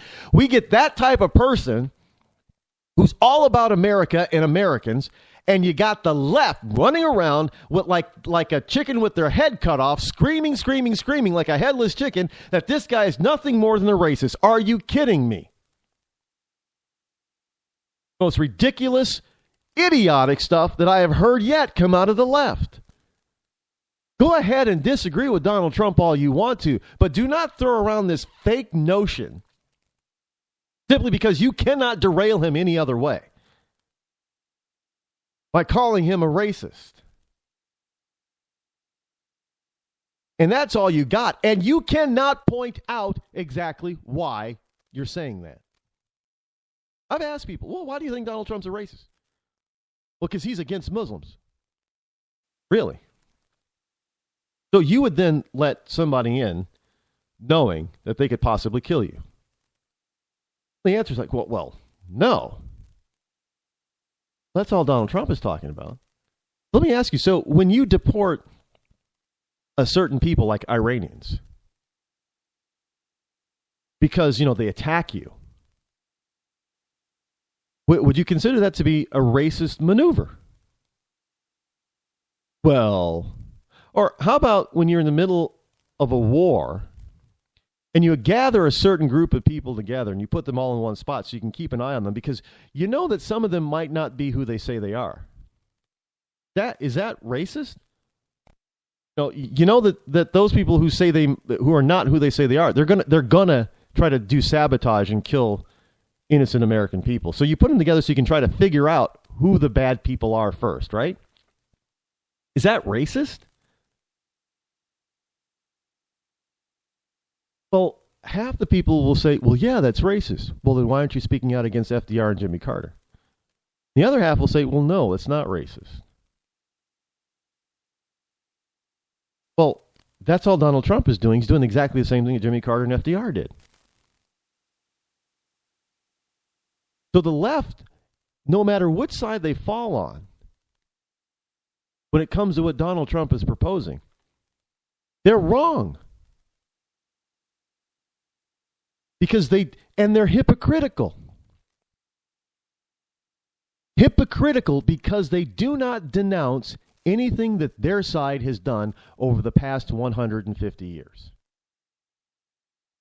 So that when a Republican or a conservative proposes to do the same thing that their side has done over the last 150 years, Republican is racist? Democrats that have done it and still are doing it are not. In your world. Work in my world. I'm sure as hell not going to stand by and let them try to say that.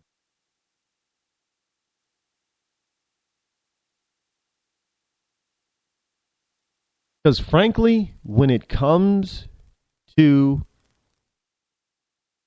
this world, all human beings, it's your country first when you're within the borders of your country. So for us, Americans first in America.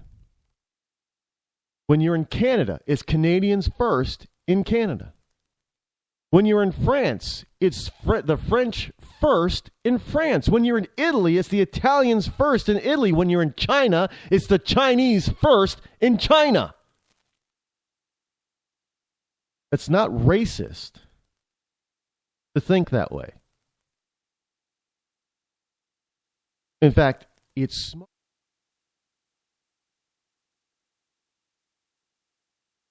It's right to think that way. Because to think any other way is going to guarantee that your population, your civilization, your country is not going to survive. Plain and simple. So when you're in the USA, it's United States citizens, it's Americans first. And that's Donald Trump and Ted Cruz. You want to know what time it is? It's time to bring the raid. You want to know what time it is? It's time to bring the raid. Give a man a fish and you feed him for a day. Sign him up for the Box of Bait Club and he'll never be hungry again. The Box of Bait Club is a brand new dream come true for every fisherman. Something new and different in your tackle box every month. Every month, another excuse to get outside and do what you love. Don't let this one get away. The Box of Bait Club is currently accepting a limited number of pre-orders with subscriptions starting at $39.95 per month. Find out more now. Log on to boxofbaitclub.com. I'm just so happy my father had a chance to see his kids before he passed. I just want to say thank you. When her father fell ill, the American Red Cross was able to help get Veronica's brother home from the Navy to speak to his father one last time. It's thanks to your donations that we can connect military families when they need it most. Please donate today at redcross.org. When our water heater broke down last month, it was a nightmare. It took 5 hours for the plumber to show up, and he charged us a couple of $100 just to come out. And then it cost another $1,800 to put in the new water heater. By the time it was all said and done, I felt like I'd been taken. But what else could I do? The smartest thing you can do is get a home warranty from American Residential Warranty. Their home warranties pay to repair or replace all your major appliances when they break, and they will break, and at the worst possible time. Call American Residential Warranty right now for free information on home warranties starting at just pennies a day. Don't wait for your refrigerator to stop running or your ceiling fans to stop turning. Call American Residential Warranty right now. Ask how you can save up to 50% on washer and dryer coverage. Just call 1-800-616-8010. That's 1-800-616-8010. Again, 1-800-616-8010. Call now. Are you tired of commuting to a job that makes someone else rich? Working harder than ever, but getting nowhere? Do you hate spending hundreds of dollars every week on daycare? Having someone else raise your children? With our opportunities, you can start earning money as soon as next week. You get to be the boss, work from home, and live a happier life. At Be the Boss Network, you'll find hundreds of work-from-home opportunities that you can literally start today and be earning money as soon as next week. Go to freedom133.com and start earning money as soon as next week. You get to be the boss. Get out of the rat race. Work from home. Go to freedom133.com right now and change your life today. That's freedom, the number 133.com. Go to freedom133.com and start earning money as soon as next week. You be the boss. Go to freedom133.com. Attention business owners. We know that owning a business means getting things done right now. So if your right now list includes a new building, call the Right Now Company. General Steel. We can design a building for your business quickly and save you thousands of dollars. That's right, thousands. You may think General Steel only builds large projects or that you can't afford General Steel quality. Well, check these prices. How about a 40 by 60 foot building for under $22,000? Or even a 50 by 100 for under $35,000? That's right, a 5,000 square foot building for under $35,000. And these buildings all have General Steel quality. Best of all, you can still order a building and have it delivered in time to build this year. How's that for right now? So if your right now list includes a new building, call the Right Now Company, General Steel. 800-393-5756. 800-393-5756. 800-393-5756. That's 800-393-5756. Tired of paying outrageous prices for Viagra? Well, we have great news for you. Now you can finally get Viagra at huge discounts. Healthy Man allows you to save up to $500 on Viagra. Why pay U.S. pharmacy prices of $15 per pill or more when you can get Viagra for less than $3 a pill? Call today and get 40 Viagra pills for only $99. This can cost as much as $600 at your local pharmacy. You can't afford not to call us. If you want Viagra at the lowest prices, never pay $15 $15 a pill pharmacy prices again. Get Viagra for less than $3 a pill. Call 800-595-2614 today and save up to $500 and get 40 pills for just $99. Healthy Man is fast, easy, and affordable. Operators are waiting at 595-2614 to take your call now. Call 800-595-2614. That's 800-595-2614. Again, 800-595-2614. Boy, man, I had a rough night's sleep. Boy, I got a letter from the IRS yesterday and I just couldn't sleep. Man, I'm dying here. Somebody help me. IRS problems affect more than just your finances. If you're ready to take back control of your life and you owe more than $10,000, you need to call the tax doctor. Their expert staff can immediately protect you from the IRS and state collectors and get you the best possible tax settlement guaranteed. The IRS has recently released new programs geared in helping struggling taxpayers, where you may qualify to settle your tax debt and wipe out up to 85% or more of what you currently owe. If you owe $10,000 or more in back taxes, call the tax doctor right now. See if you qualify to pay less. 800-989-1694. 800-989-1694. 800-989-1694. Again, 800-989-1694. Zinc Media. Feel the power of knowledge.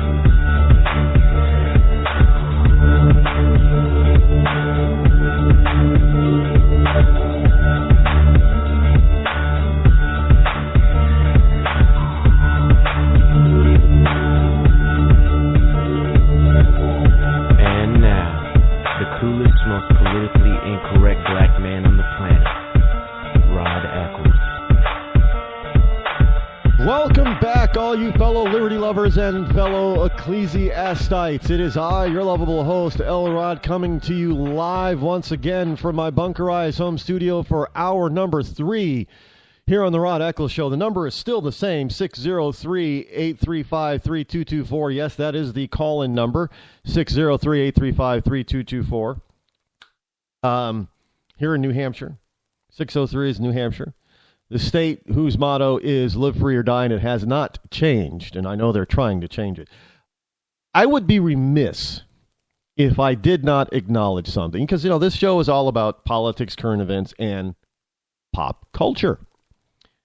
And a pop culture icon has passed away. Now, I'm not talking about David Bowie. We know about David Bowie, but in case you did not hear, it's all over the place. But British actor Alan Rickman has passed away from cancer at the age of 69. Can we say, is this a David Bowie repeat?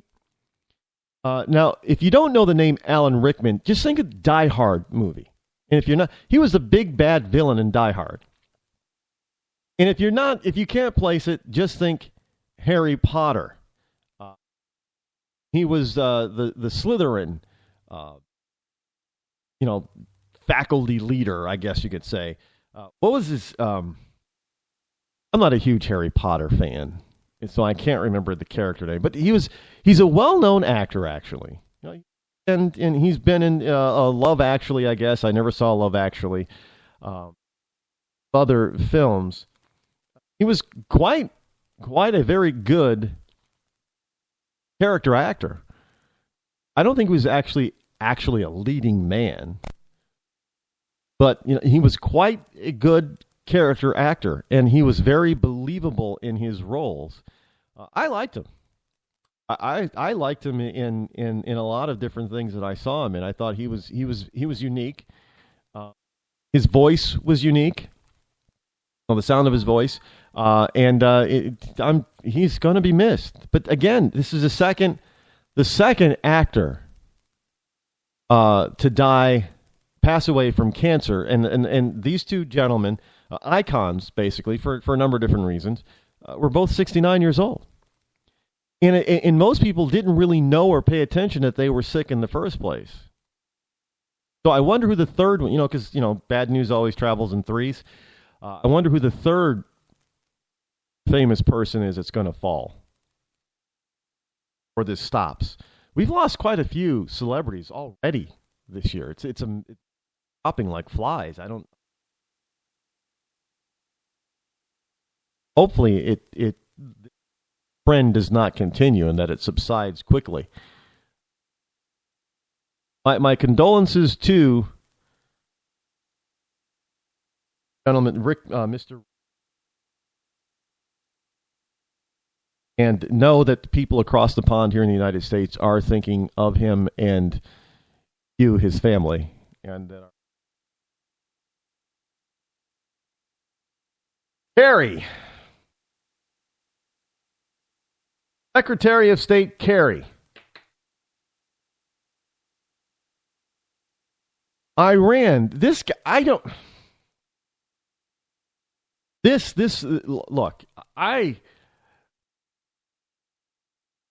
is how idiotic this is. This is how, the people who want to protect the Obama administration, this is how foolish they are as well. Now, I actually have had people who've never been in the military, do not currently have or had anybody serving in the military. I've had these people tell me, well, this is the protocol for this kind of thing. I'm like, protocol? What, are you insane? When somebody crosses into your territory, be it air, land, or sea, whether on purpose or by accident, when you're not in a state of war with that particular country, you intercept and escort them safely away. You do not capture them. You do not arrest them. You do not make them go through a perp walk, which is what the Iranians did to these 10 naval personnel. You do not commandeer their craft and search it, because the Iranians did that. You do not interrogate them. You simply intercept and you send them on their way. If they are truly in need of aid, in other words, if one of the ships truly had a mechanical failure, you render them the kind of aid that they possibly might need if they request aid, and then you send them on their way. You do look, these are tyrannical regimes that do this. This is not protocol. If this were protocol, then the Russians would be capturing American airmen all the time, and we'd be capturing Russian airmen all the time. Because we constantly encroach upon each other's space, especially airspace with planes. But no, they venture too far or too close, and we escort them away friendly. They do the same thing to us. They escort us away. We venture by accident into their space, or even on purpose, or we get too close. They intercept and they escort us away. That's if you drift into Iranian waters. What Iran protocol is supposed to do is you intercept and you escort away. You do not capture, search, and interrogate. You do not institute the equivalent of a perp walk and then publish the pictures for the entire world to see. Now, I am not condemning Iran for protecting their territorial waters, if indeed that's what they were doing. Every nation has a right to do that. Not condemning them for that. It doesn't matter what country you are. You have a right to protect your borders. I don't care how tyrannical your regime might be. I mean, even North Korea's got a right to protect their borders. But there is a way that there is an international protocol that you do it, and Iran did not follow that international protocol. We're not at war with Iran. We're not at war with Iran. In fact, we're trying to settle and try to give them a treaty that's going to allow them to get a nuclear bomb. And yet they still pull this crap. So if there's anyone who's not at war with them, it would be the United States. Hey, you forgot. They are at war with us. That's the whole point that people are forgetting. They're at war with the United States. We're not at war with them. They're at war with us.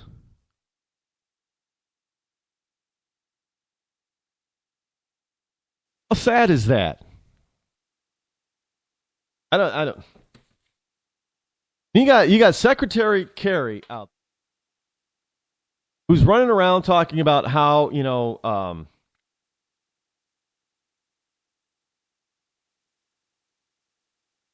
how the Iranians we were working with them and how wonderful it was to work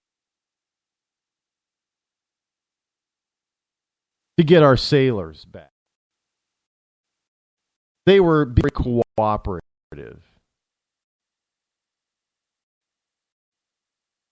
There was no malice from the Iranian government.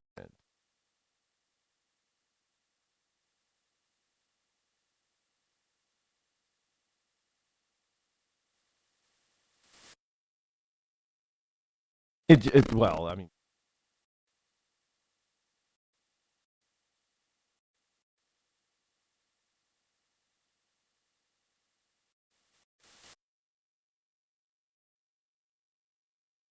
we're not talking about people who are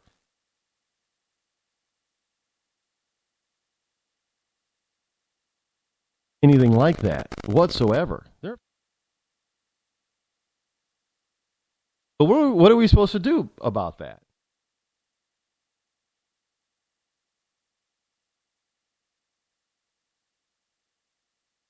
Not much you can do when you're dealing with people who hate you.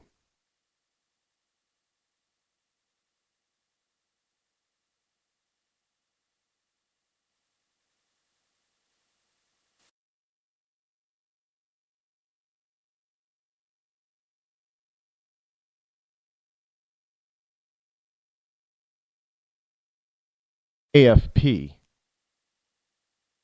U.S. Secretary of State John Kerry told Iran 10 U.S. sailors could be turned into a good story for good story. How the hell can you make that a good story?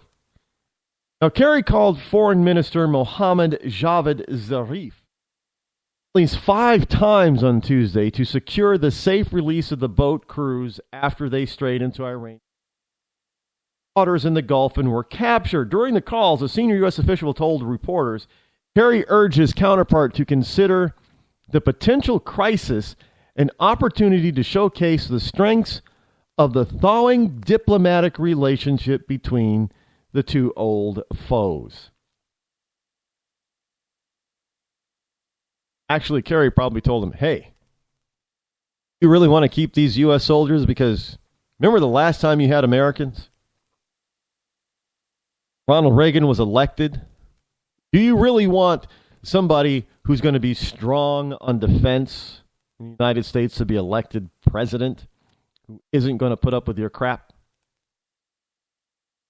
Do you want a Ted Cruz or a Donald Trump? Or, because Donald Trump said he's going to carpet bomb you. So do you want him to be elected? One of the first ways to ensure that these type of people get elected in this country is if you hold on to these soldiers or these sailors. I am sure Kerry was probably telling his counterpart in Iran something like that. Because that's exactly what would happen. Remember, we had a weak president. We had an incompetent president in Jimmy Carter, so the Iranians just walked all over him. But then the American people elected Ronald Reagan, and Reagan was saying, well, hey, this is not going to stand. So the Iranians were like, well, maybe we better let the...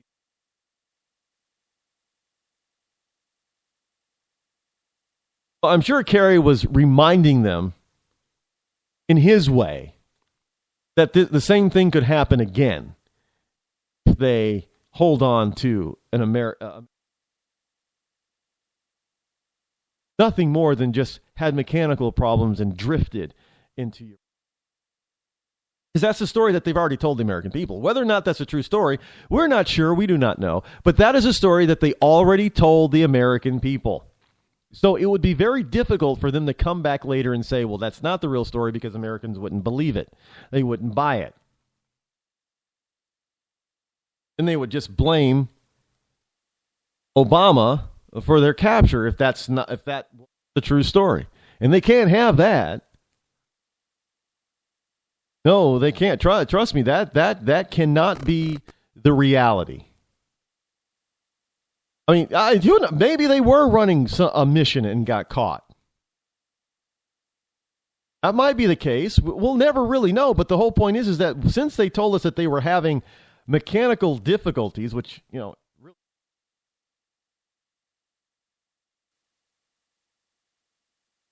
suspicious. Not saying it's not true. It's hard to believe. Especially since these guys just sort of, instead of trying to defend their ships and get away, they just stood down automatically and allowed themselves.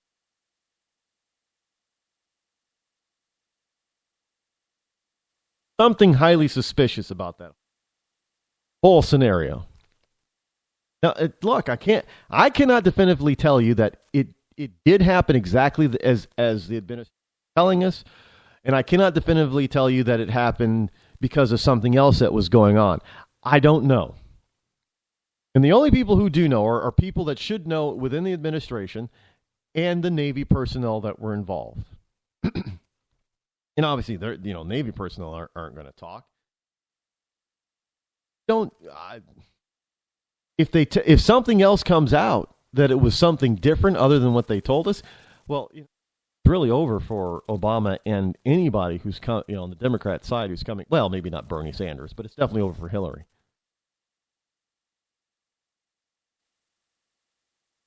Sanders is the anti-political candidate, much like Trump is the anti-political candidate for. Look, trust me, I do not like Bernie Sanders at all. Anybody who comes across as being socialist or communist in the United States and trying to bring that here, they're not going to get my support and my vote. Absolutely not. But I can't acknowledge that this guy he's an outsider from the Democratic Party. Much like Trump is an outsider from the Republican Party. Look, Democrats can have outsiders too.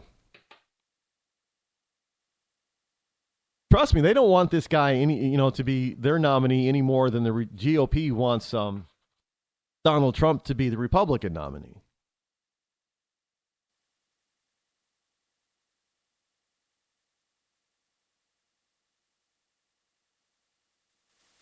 But the funny thing about this, though,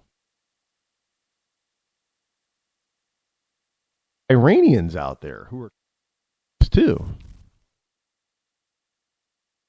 The Iranians are saying the seizure of the U.S. boat is a lesson to troublemakers in Congress. Troublemaker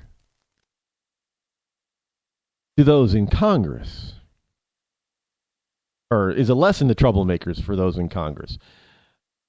From Reuters out of Dubai, Iran's army chief said yesterday the seizure of 2 U.S. Navy boats and their 10 sailors should be a lesson to members of the U.S. Congress trying to impose new sanctions on Tehran.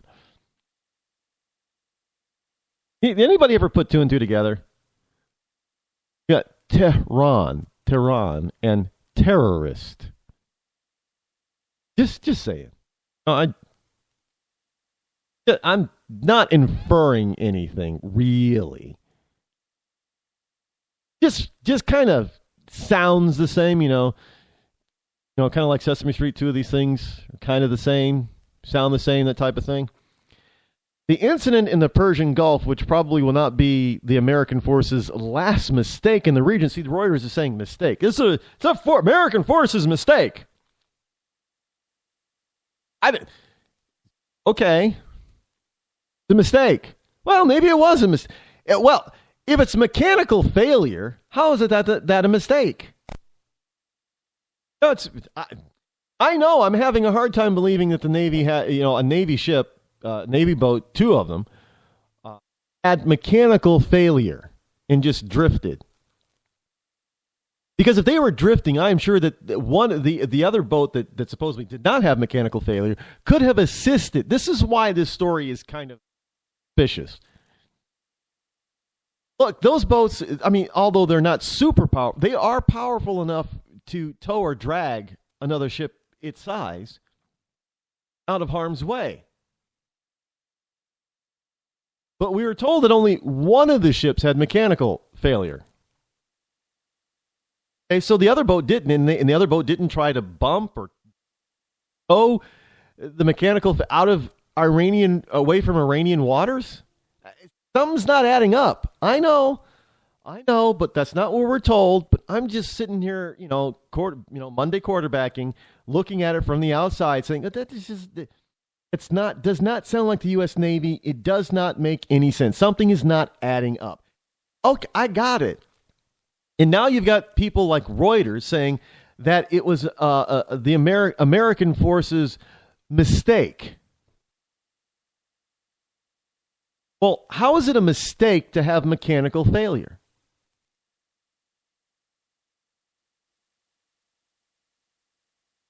Am I reading too much into this? You folks understand what I'm saying here, right? You've got the Obama administration telling us one story. You've got the lamestream media and Obama supporters in Reuters telling us a totally different story. Mechanical failure, not a mistake. It's just mechanical failure. Engines break down all the time. Automobile driver, you're driving down driving down the road, and your car just sputter and quit on you. Now, maybe you didn't do proper maintenance on it, but other than that, is it your mistake that caused the car to have mechanical failure? Maybe what you did up to that point, you failed to do something. So I don't know. I find it hard to believe that the United States Navy is not doing proper maintenance on their vessels. I just, that doesn't make any sense either. So what was the mistake? But the mistake in the incident in the Persian Gulf, which probably will not be American forces' last mistake in the region, should be a lesson to troublemakers in the U.S. Congress, said Major General Hassan Firozabadi, head of Iran's armed forces. Tasnim news agency of the Soviet Union was called TASS.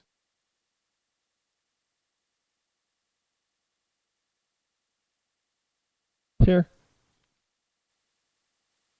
What lesson is Congress going to need to learn from this? That's my question. What lesson? It's a lesson of, hell yeah, we're not going to let you get a nuclear weapon at all. We know what you'll do. That's the lesson. That is a great lesson that people should understand and learn. That these people this is what they're going to do. If you give them a chance. That's the lesson. Yeah.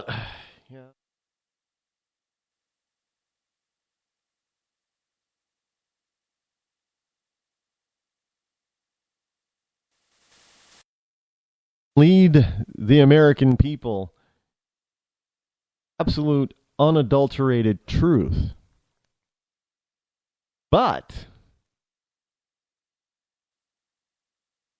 can't always make them believe the truth.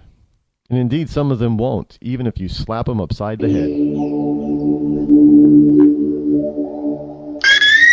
When our water heater broke down last month, it was a nightmare. It took 5 hours for the plumber to show up, and he charged us a couple of $100 just to come out. And then it cost another $1,800 to put in the new water heater. By the time it was all said and done, I felt like I'd been taken. But what else could I do? The smartest thing you can do is get a home warranty from American Residential Warranty. Their home warranties pay to repair or replace all your major appliances when they break, and they will break, and at the worst possible time. Call American Residential Warranty right now for free information on home warranties starting at just pennies a day. Don't wait for your refrigerator to stop running or your ceiling fans to stop turning. Call American Residential Warranty right now. Ask how you can save up to 50% on washer and dryer coverage. Just call 1-800-616-8010. That's 1-800-616-8010. Again, 1-800-616-8010. Call now. Did you ever look at the stains in your coffee cup and then realize that's exactly what happens to your teeth? Power Swabs is the 5-minute solution to get your teeth white without visiting the dentist. This is Ben Gordon with Power Swabs, and if your teeth are stained from coffee, tea, or smoking, all it takes is 5 minutes with Power Swabs. In 5 minutes, you'll see an average of 2 shades whiter teeth, and in 7 days, 6 shades. It's clinically proven to whiten natural teeth as well as caps and veneers. The secret is a tooth detergent that was developed by Dr. Martin Ginniger that lifts stains off of your teeth. Best of all, there's no messy strips or trays that you have to leave in your mouth for an hour. Just swab your teeth for 5 minutes and you're done. To try Power Swabs risk-free, call 1-800-291-5140. That's 1-800-291-5140. I guarantee your bright white smile will have your friends talking about how great you look. Try it risk-free today. 1-800-291-5140. That's 1-800-291-5140.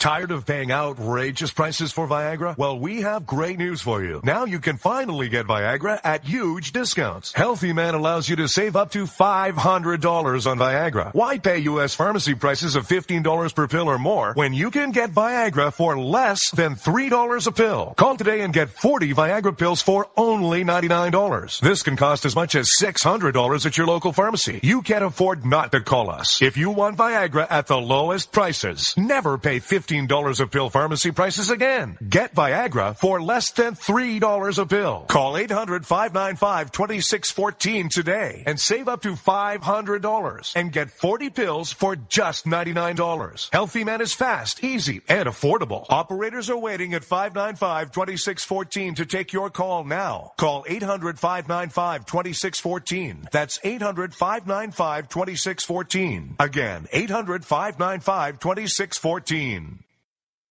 Start training for a new career in as little as 18 days. National EMS Institute's innovative boot camp program will train you for a new career. Learn to respond to emergency situations and become a certified EMT in just 18 days. National EMS Institute guarantees 100% job placement. Visit www.nationaleMSinstitute.com today to learn more about our 18-day boot camp. Or call us at 1-800-497-6732. NationalEMSInstitute.com.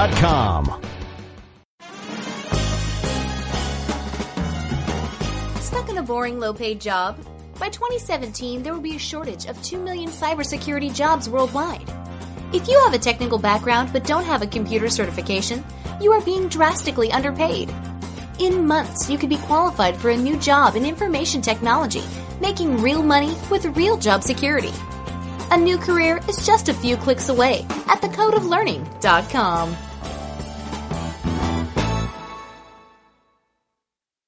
Bring the rain.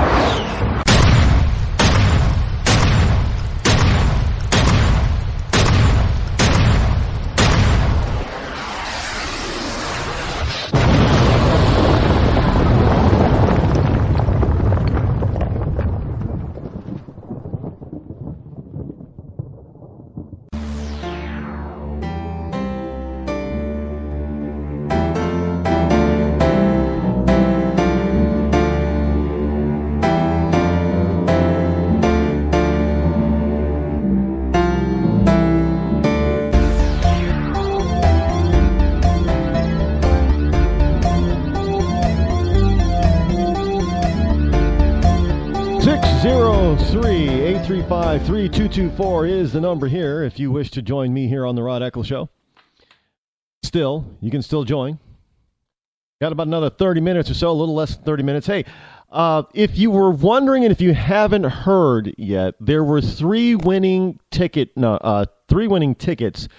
to last night's drawing of the $1.6 billion lottery jackpot. Now, I know you heard $1.5 billion, but it was nearly, by the time everything was all settled, it was almost $1.6 billion jackpot. Three tickets, which means that each lottery winner will get just about $529 million.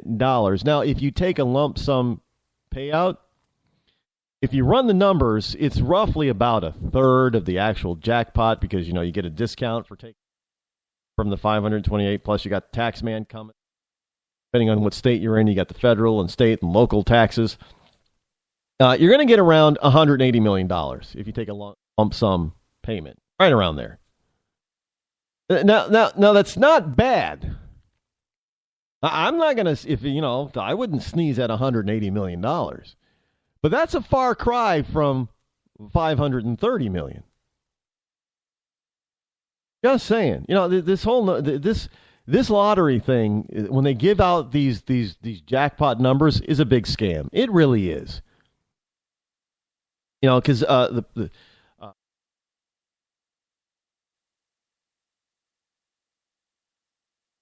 $1.6 billion is what's actually being distributed after all. How is it the government gets taxes on something like this that's already a tax? I mean, but evidently there were three winning tickets, and the tickets were sold in three different states: California, Florida, and Tennessee. Now, I'm going to guess that in Florida it's probably some senior citizen, because that's the way it usually is. California... It'd be interesting to see if it's some liberal out there what they're going to do with the money. And then of course you got Tennessee, where in Tennessee where $180 million will probably seem more like $280 million because Tennessee has a lower cost of living compared to much of the rest of the country. So, money goes a little bit further in Tennessee. So that's going to be good for. It'd be interesting to see if they stay in Tennessee. Probably not. But congratulations to whomever. I'm not going to expect to see any of these people emerge anytime soon. And if they do, I would expect them to lose that money within a decade. To me, it would seem like if you won that kind of money with this type of fanfare, and know that the lotteries in these three states are going to promote the hell out of these. It might be a group. The ticket holders might be parts of, groups at work. And that's that's the way it always happens. You hear this big, huge jackpot number. And then, the winners are like this group of 20 or 30 people. And so by the time all these people get their money, they're like, from 1.6 billion, they got to split it three ways for ticket. So it's $530 million. They're only going to get about 1/3 of that, $180 million, and you got to spread it out amongst 30 people. And by the time it gets so the excitement of this huge cash payout and what they actually get is huge surprise and shock, and they're probably thinking, "What's all the hoopla for? We didn't get a whole hell of a lot compared to the."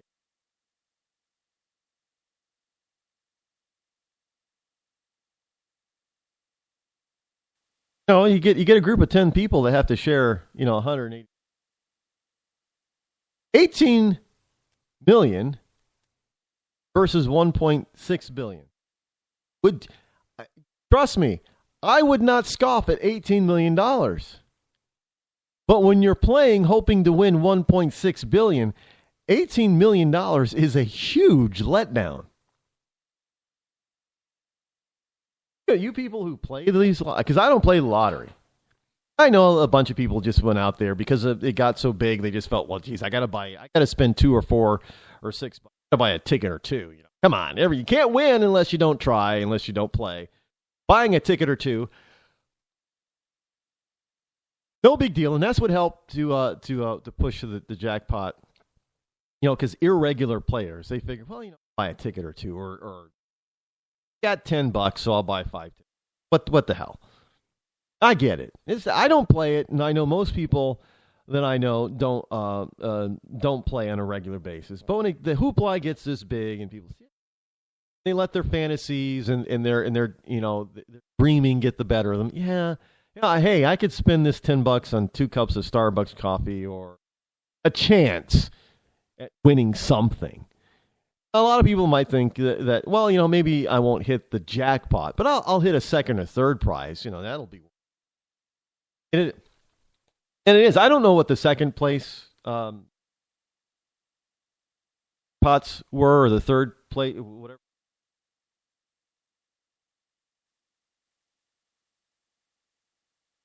You know that the 7-Eleven store that sold in California is getting a $1 million bonus. $1 million. $1 million.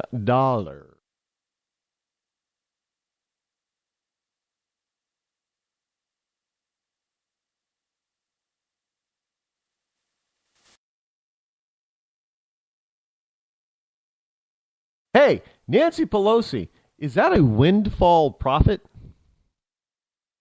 $1 million bonus? Is that a windfall profit? I don't I don't know. We got another caller here. It's 608. You're live on the Rod Eccles Show. Go. Hey, Mr. Eccles. My name's Lauren. I talked to you a couple of weeks ago, Hi, and I'm calling in support of Trump. And I'm hoping that we can talk a little bit about this Ted Cruz controversy and how we all know that he did not forget to report this Goldman Sachs money. He lied about it.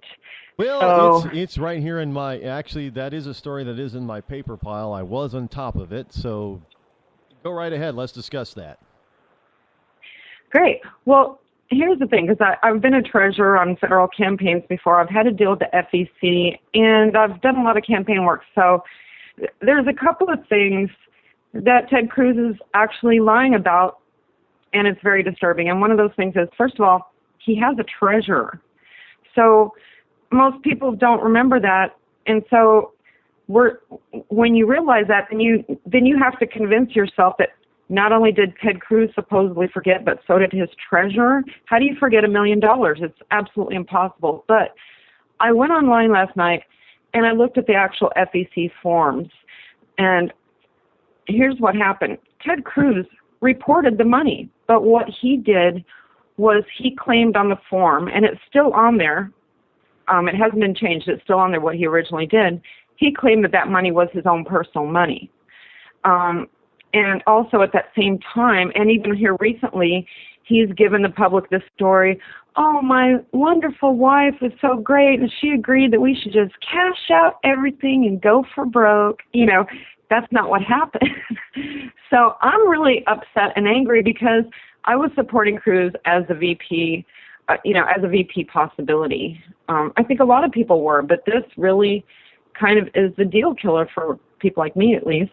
What do you think? Here's the story coming from Newsmax. Title, the headline is, New York Times is reporting that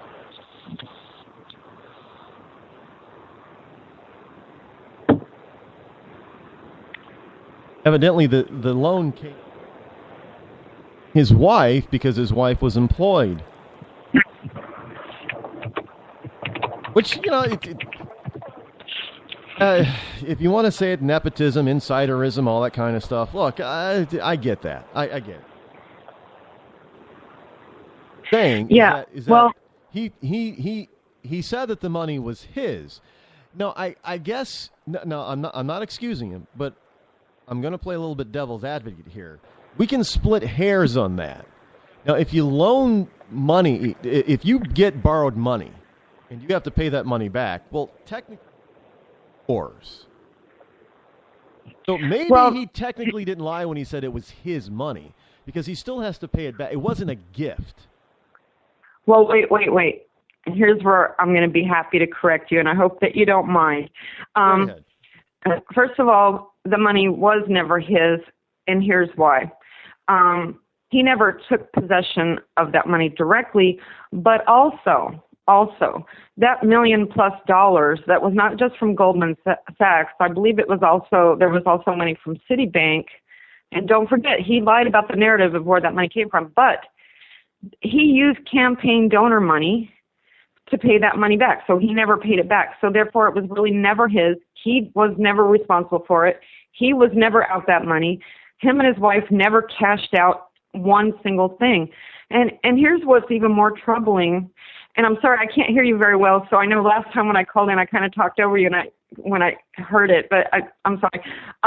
So here's what's really troubling. They are right now, they're all over the internet distributing this one document from his Senate financial reportings claiming, oh, see, I told the public this. But if you look on that form, first of all, that's not a form that, while the public is able to find that form, if they know to look for it, that's not a campaign finance reform form, first of all. But second of all, on that report, he only lists $100,000, and it doesn't say that it was for the campaign. So he reported that he got a $100,000 loan from Goldman Sachs, but he didn't say that it was for the campaign. It wasn't the full amount, and there was no mention that that money was paid back from campaign donors. Not a dime came out of his own pocket. So, well, he's not the first one to do something like this, and we know that campaigns in the past that have done stuff like this. I think the Clintons even got slapped for this once before. They get fined, but then everything just everything is copacetic and moves on. But what you're saying is you think it's a little bit deeper than that, than just an accounting error or a memory lapse. It's definitely not an accounting error. I mean, there's just no way that it could be, just because he did report the numbers on his original campaign finance forms through the FEC. But again, he lied about where that money came from, if you follow what I'm saying. So he reported. So this thing with him saying, oh, I forgot, or, oh, sorry, I'll go fix it. Well, no, he lied about it originally on the form way back in 2012. So it's not like he forgot to report it. He did report it. He just said it was his own money. He didn't say it was a loan from anywhere. You follow what I'm saying? So he knew then what he was doing. His treasurer must have been in on it, and his treasurer can be in very deep doggy doo-doo for this, okay? I mean, this is, a violation of federal law. This is a really big deal. And yes, I know a lot of people have probably done this, but we all know how this administration is. If you're a conservative, you're going to get spanked for it. You know what I mean? Look, but it is a big deal. I'm not gonna gloss this over. I'm really not. And I would be lying, which I do not lie to you. I'd be lying if I said this does not bother me, because it does. And I hear what you're saying, and I'm reading the report, and I was looking it over, and again, it was in my paper pile, and I if you didn't call, I probably would not have gotten to it today. So I do thank you for your call on that and bringing this and helping me bring this forward, because this is troubling. And this is one of the reasons why a lot of people are behind Donald Trump, because Donald Trump isn't taking money from anybody. I know a lot of people are trying to send Trump money, and I don't know what he's going to do. Trump is, I heard a number that Trump actually raised without raising, because he was telling people he doesn't want their money or send it. But the man has already raised like $3 to $5 million from people just sending him money that he doesn't want. Yeah.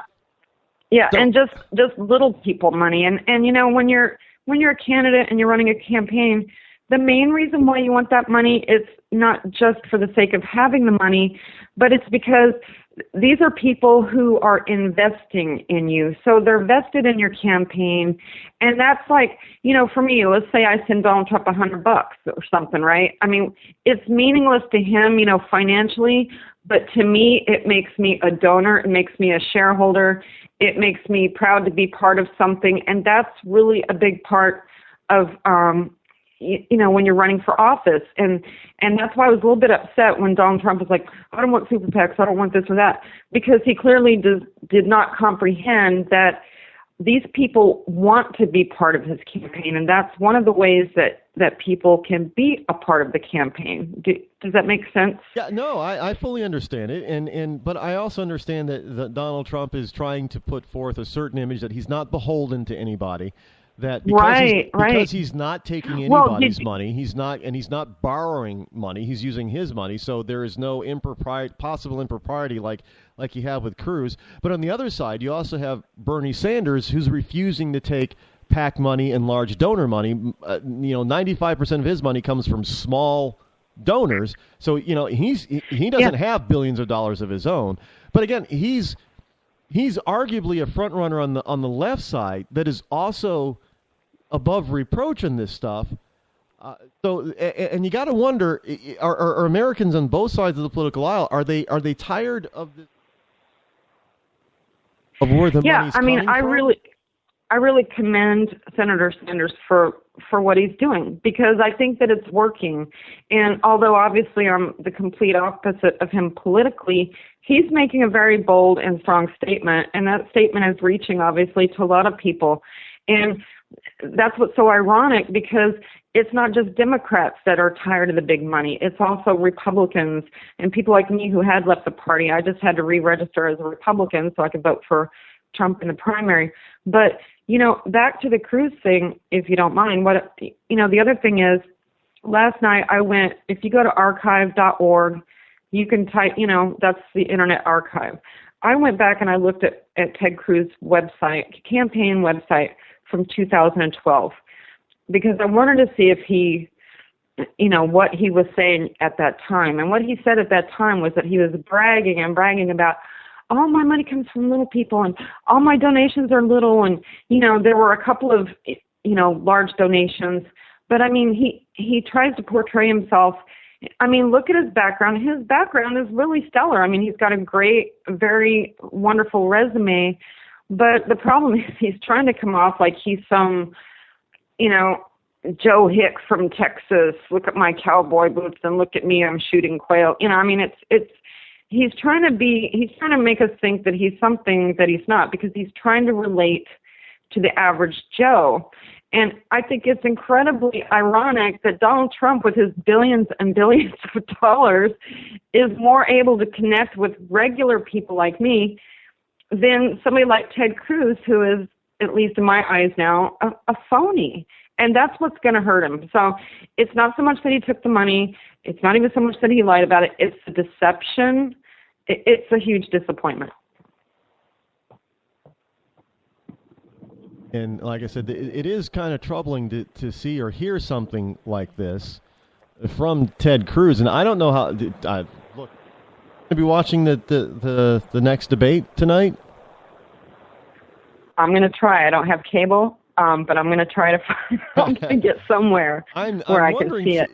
This is kind of the release of this information. Now, I got to be, again, I'm a suspicious person by nature. The release of this information is rather dubious, that it comes out basically the day of or the day before the next big debate, where all eyes are going to be on Trump and Cruz. So I don't know what that really says about what Cruz has been doing or has done, especially in his Senate campaign back in 2012. I don't know if that's really going to harm him today. But evidently, people like you who did support him, at least for a VP, if not the president, but for VP, and now this sort of changes their whole view of him.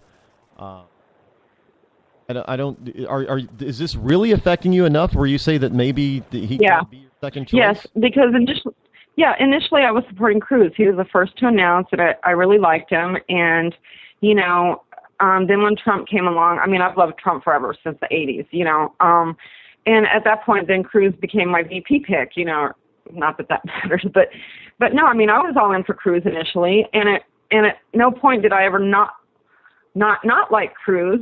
I just prefer Trump, and I really like his bold and outspokenness. But, what has happened is lately over the past couple of weeks, I've been paying close attention to what the Cruz campaign is doing, and it's been pretty disturbing. And one of the things, and I don't remember if we talked about this last time because I don't remember the timeline, but the first thing that was a big tip-off to me was that Ted Cruz was on social media saying, I'm trying to help Scott Walker raise money to pay off his campaign debt. I'm like, oh, my God, forget it. I will never like Cruz again because Scott Walker is best friends with Reince Priebus, Paul Ryan. All those guys are all from the same area. And that was a horrible move, and it was very telling to me. And you can go online and search for Ted Cruz, establishment. You'll see their stories coming out now where Ted Cruz is now having these big meetings and big donor parties with Bush insiders and other insiders. And it's, so again, it's not that those things typically are horrible. It's that Ted Cruz has lied to us. So if it's revealed tomorrow, Donald Trump took a $10 million loan from Goldman Sachs, nobody really cares because Donald Trump's not trying to act like he's poor Joe Schmo from little old one-horse town, Texas. Does that make sense? So it's not the act itself, it's the deception behind it. And it really shows that he's just what he is. He's a career politician.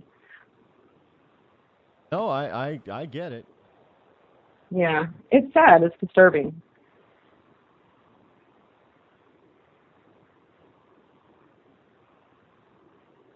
And it is troubling, and I personally have a problem anybody lying. Yeah, and he's continuing it too by putting out that other document to try to take the heat off the original one that he did. You don't see anybody posting the original FEC document. That's the one that matters, not the Senate financial report, because those don't even come out in time, But there's very strict reporting requirements and timelines when you're running a campaign. Right, because basically once you lie once, it's easy to lie. You got to ask. Yeah, it's pretty sad all the way around. Well, thank you so much again for taking my call. I really appreciate having the time to talk about my favorite guy, Donald Trump, and I love your show. Let me give a shout out to Laura, because if I don't, she might get mad at me. So, hey, Laura, thanks for telling me about the show today. All right. Thank you very much for the call. I'm sure she really appreciates that, too. Yeah.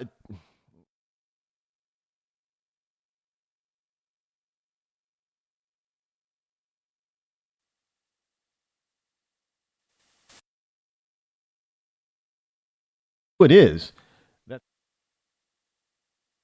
Especially when it comes to potential heroes that they get disappointed in. This is why I always say, you can't. This is for those of you who are Cruz supporters. This is only for you adamant Cruz supporters. Now, you Cruz supporters are always, bashing Hillary Clinton supporters because they're ignoring all the stuff that Hillary Clinton did. Well, now I have the question for you.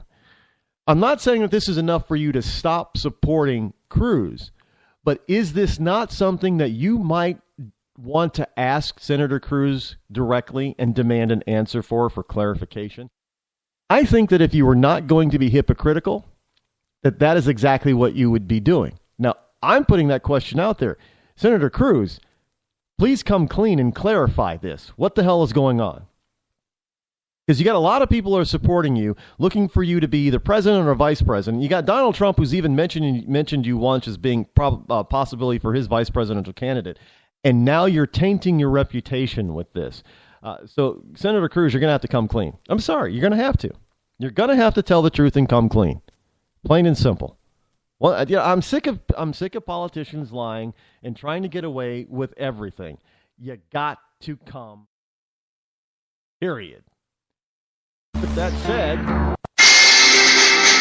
that is the end of the program for today, folks. We'll be back here tomorrow for Freedom Friday here on the Rod Eccles Show. Until then, have a wonderful day. Up next, of course, is Rush and then Sean. Until then, I'm Rod Eccles. This has been the Rod Eccles Show.